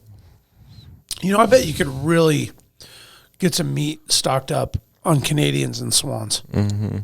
Yeah. If you're trying to make sausages or Oh poundage. yeah, for sure. Swans are huge, man. Or even crane. Crane, yeah. We'll get some sandhill sausages going. That'd be cool. Yeah. Yeah, we've had crane for Easter before. It's actually good. I've had crane myself. Yeah. And it was not cooked great, but it was still Yeah. a good bird. My dad did really good on the crane. It tasted delicious. Those are hard to take down. Yep. We the only crane we've ever been able to get down is with turkey loads. Oh wow! So at really close range. No, they won't let me. We've never had a close opportunity. Never close. Like what's the kill? 70 plus yards. Ooh, that's far. Yep. I've never been able to get closer than that. So tried tons of times. And we've had them fly over at moose camp. Right on the treetops. Oh, really? 15, 20 feet up. And you're not ready? Never. Does someone have a shotgun? Every time we bring a shotgun, not a mile. Yeah. Not even within a mile. Yeah. Every time we don't have a shotgun, they're like Right there. Yeah. flying over. Just tapping the top of the trees. I think one just walked on the tent. Yeah. We No, never. they really do fly really close, and it's like, God damn it. I've actually taken shots at them with my rifle when they're on the ground doing their thing, and bro, they're just dodging and weaving and like moving, and you just can't get a clear shot on them. But Yeah, they're a cool animal, man. Let's wrap it up, boys. All right. I'm down. We went long. We did. Long here. We did. Still didn't get to Jack's Moose. Huh? Yeah, man. We'll get to that next time, I guess. We'll get to that in January. Yeah. Yeah. Thank you guys for listening. Thank you for supporting the podcast. Thank you for good and bad Apple reviews. I'm sorry, man. We might have been having some of the mayor's salsa that day. Maybe I should get his address. We'll ship him. But we should Bag of get chips. I'm going to ship him a pack of assorted hot dogs. Oh, There you go. Assorted hot dogs, chips, Overnight, it's and coming, a dog. salsa. He didn't put his real name, so it's just I don't know who it is. But if you left that Apple review, please. If he's a real G, he's fucking listening still. Yeah, you are. Yeah, you are a 3-star motherfucker. You guys, but I'll still listen every week. Thank you guys. Thank you, Alaska. We appreciate you guys as always. And next Alaska Day, We'll be on top of it. We're gonna be on top of ready. it with something, some sort of something. Yeah, we'll have outfits and shit. Stay wild. You remember my speaking to you of what I call your overcautiousness. Are you not overcautious when you assume that you cannot do what the enemy is constantly doing? The Alaska Wild Project podcast is brought to you by the following sponsors. Barney's Sports Chalet, supplying hunters with the best hand-selected gear since 1963. The exclusive home of frontier gear built for the rugged Alaskan terrain. Your one-stop shop for all your outdoor needs. Visit Barney's today at 906 West Northern Lights. Big Rays, the Alaskan outfitter, committed to outfitting Alaskans across the state since 1947. Whether you're a recreator, parent, guide, or corporate buyer, Big Rays has the gear you need, tailored for Alaska's harsh conditions. Check out their new exclusive line of Auralic waders. Big Rays for all your outdoor gear and rugged work attire. BigRays.com. Tailored Restoration 24-hour emergency home services, helping Alaskans restore their dreams since 1972. Services include fire, water, mold, post-emergency cleaning, repair, and remodeling. Give them a call in Anchorage, Eagle River, Matsu, or Fairbanks. Hit them up at tailoredrestorationalaska.com. Total Truck and Alaska Overlander, Alaska's premier supplier for custom automotive accessories and overlanding products, providing all-inclusive rental vehicles and trailers custom outfitted to explore the Alaskan backcountry with a unique and convenient traveling experience. TheTreehouseAK.com, located at 341 Boniface Parkway, Alaska's own and grown cannabis and CBD store.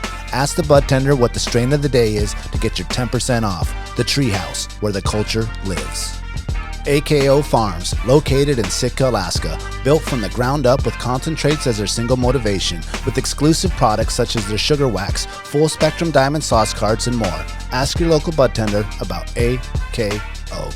Marijuana has intoxicating effects and may be habit-forming and addictive. Marijuana impairs concentration, coordination, and judgment. Do not operate a vehicle or machinery under the influence. There are health risks associated with consumption of marijuana. For the use of only by adults 21 and older. Keep out of the reach of children, and marijuana should not be used by women who are pregnant or breastfeeding. The Bait Shack, located on Ship Creek upstream of the bridge. Can't miss the bright red shack.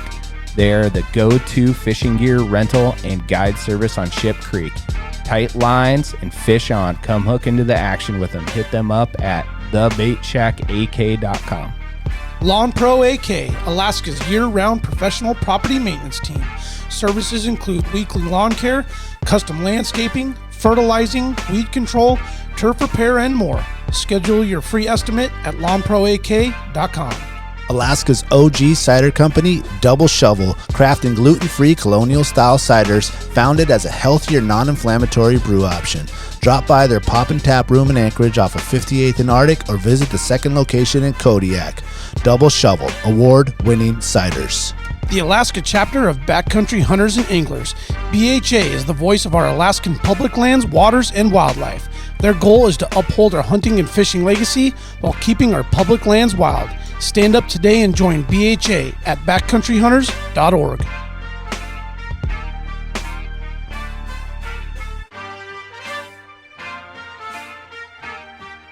Should you not claim to be at least his equal in prowess and act upon the claim?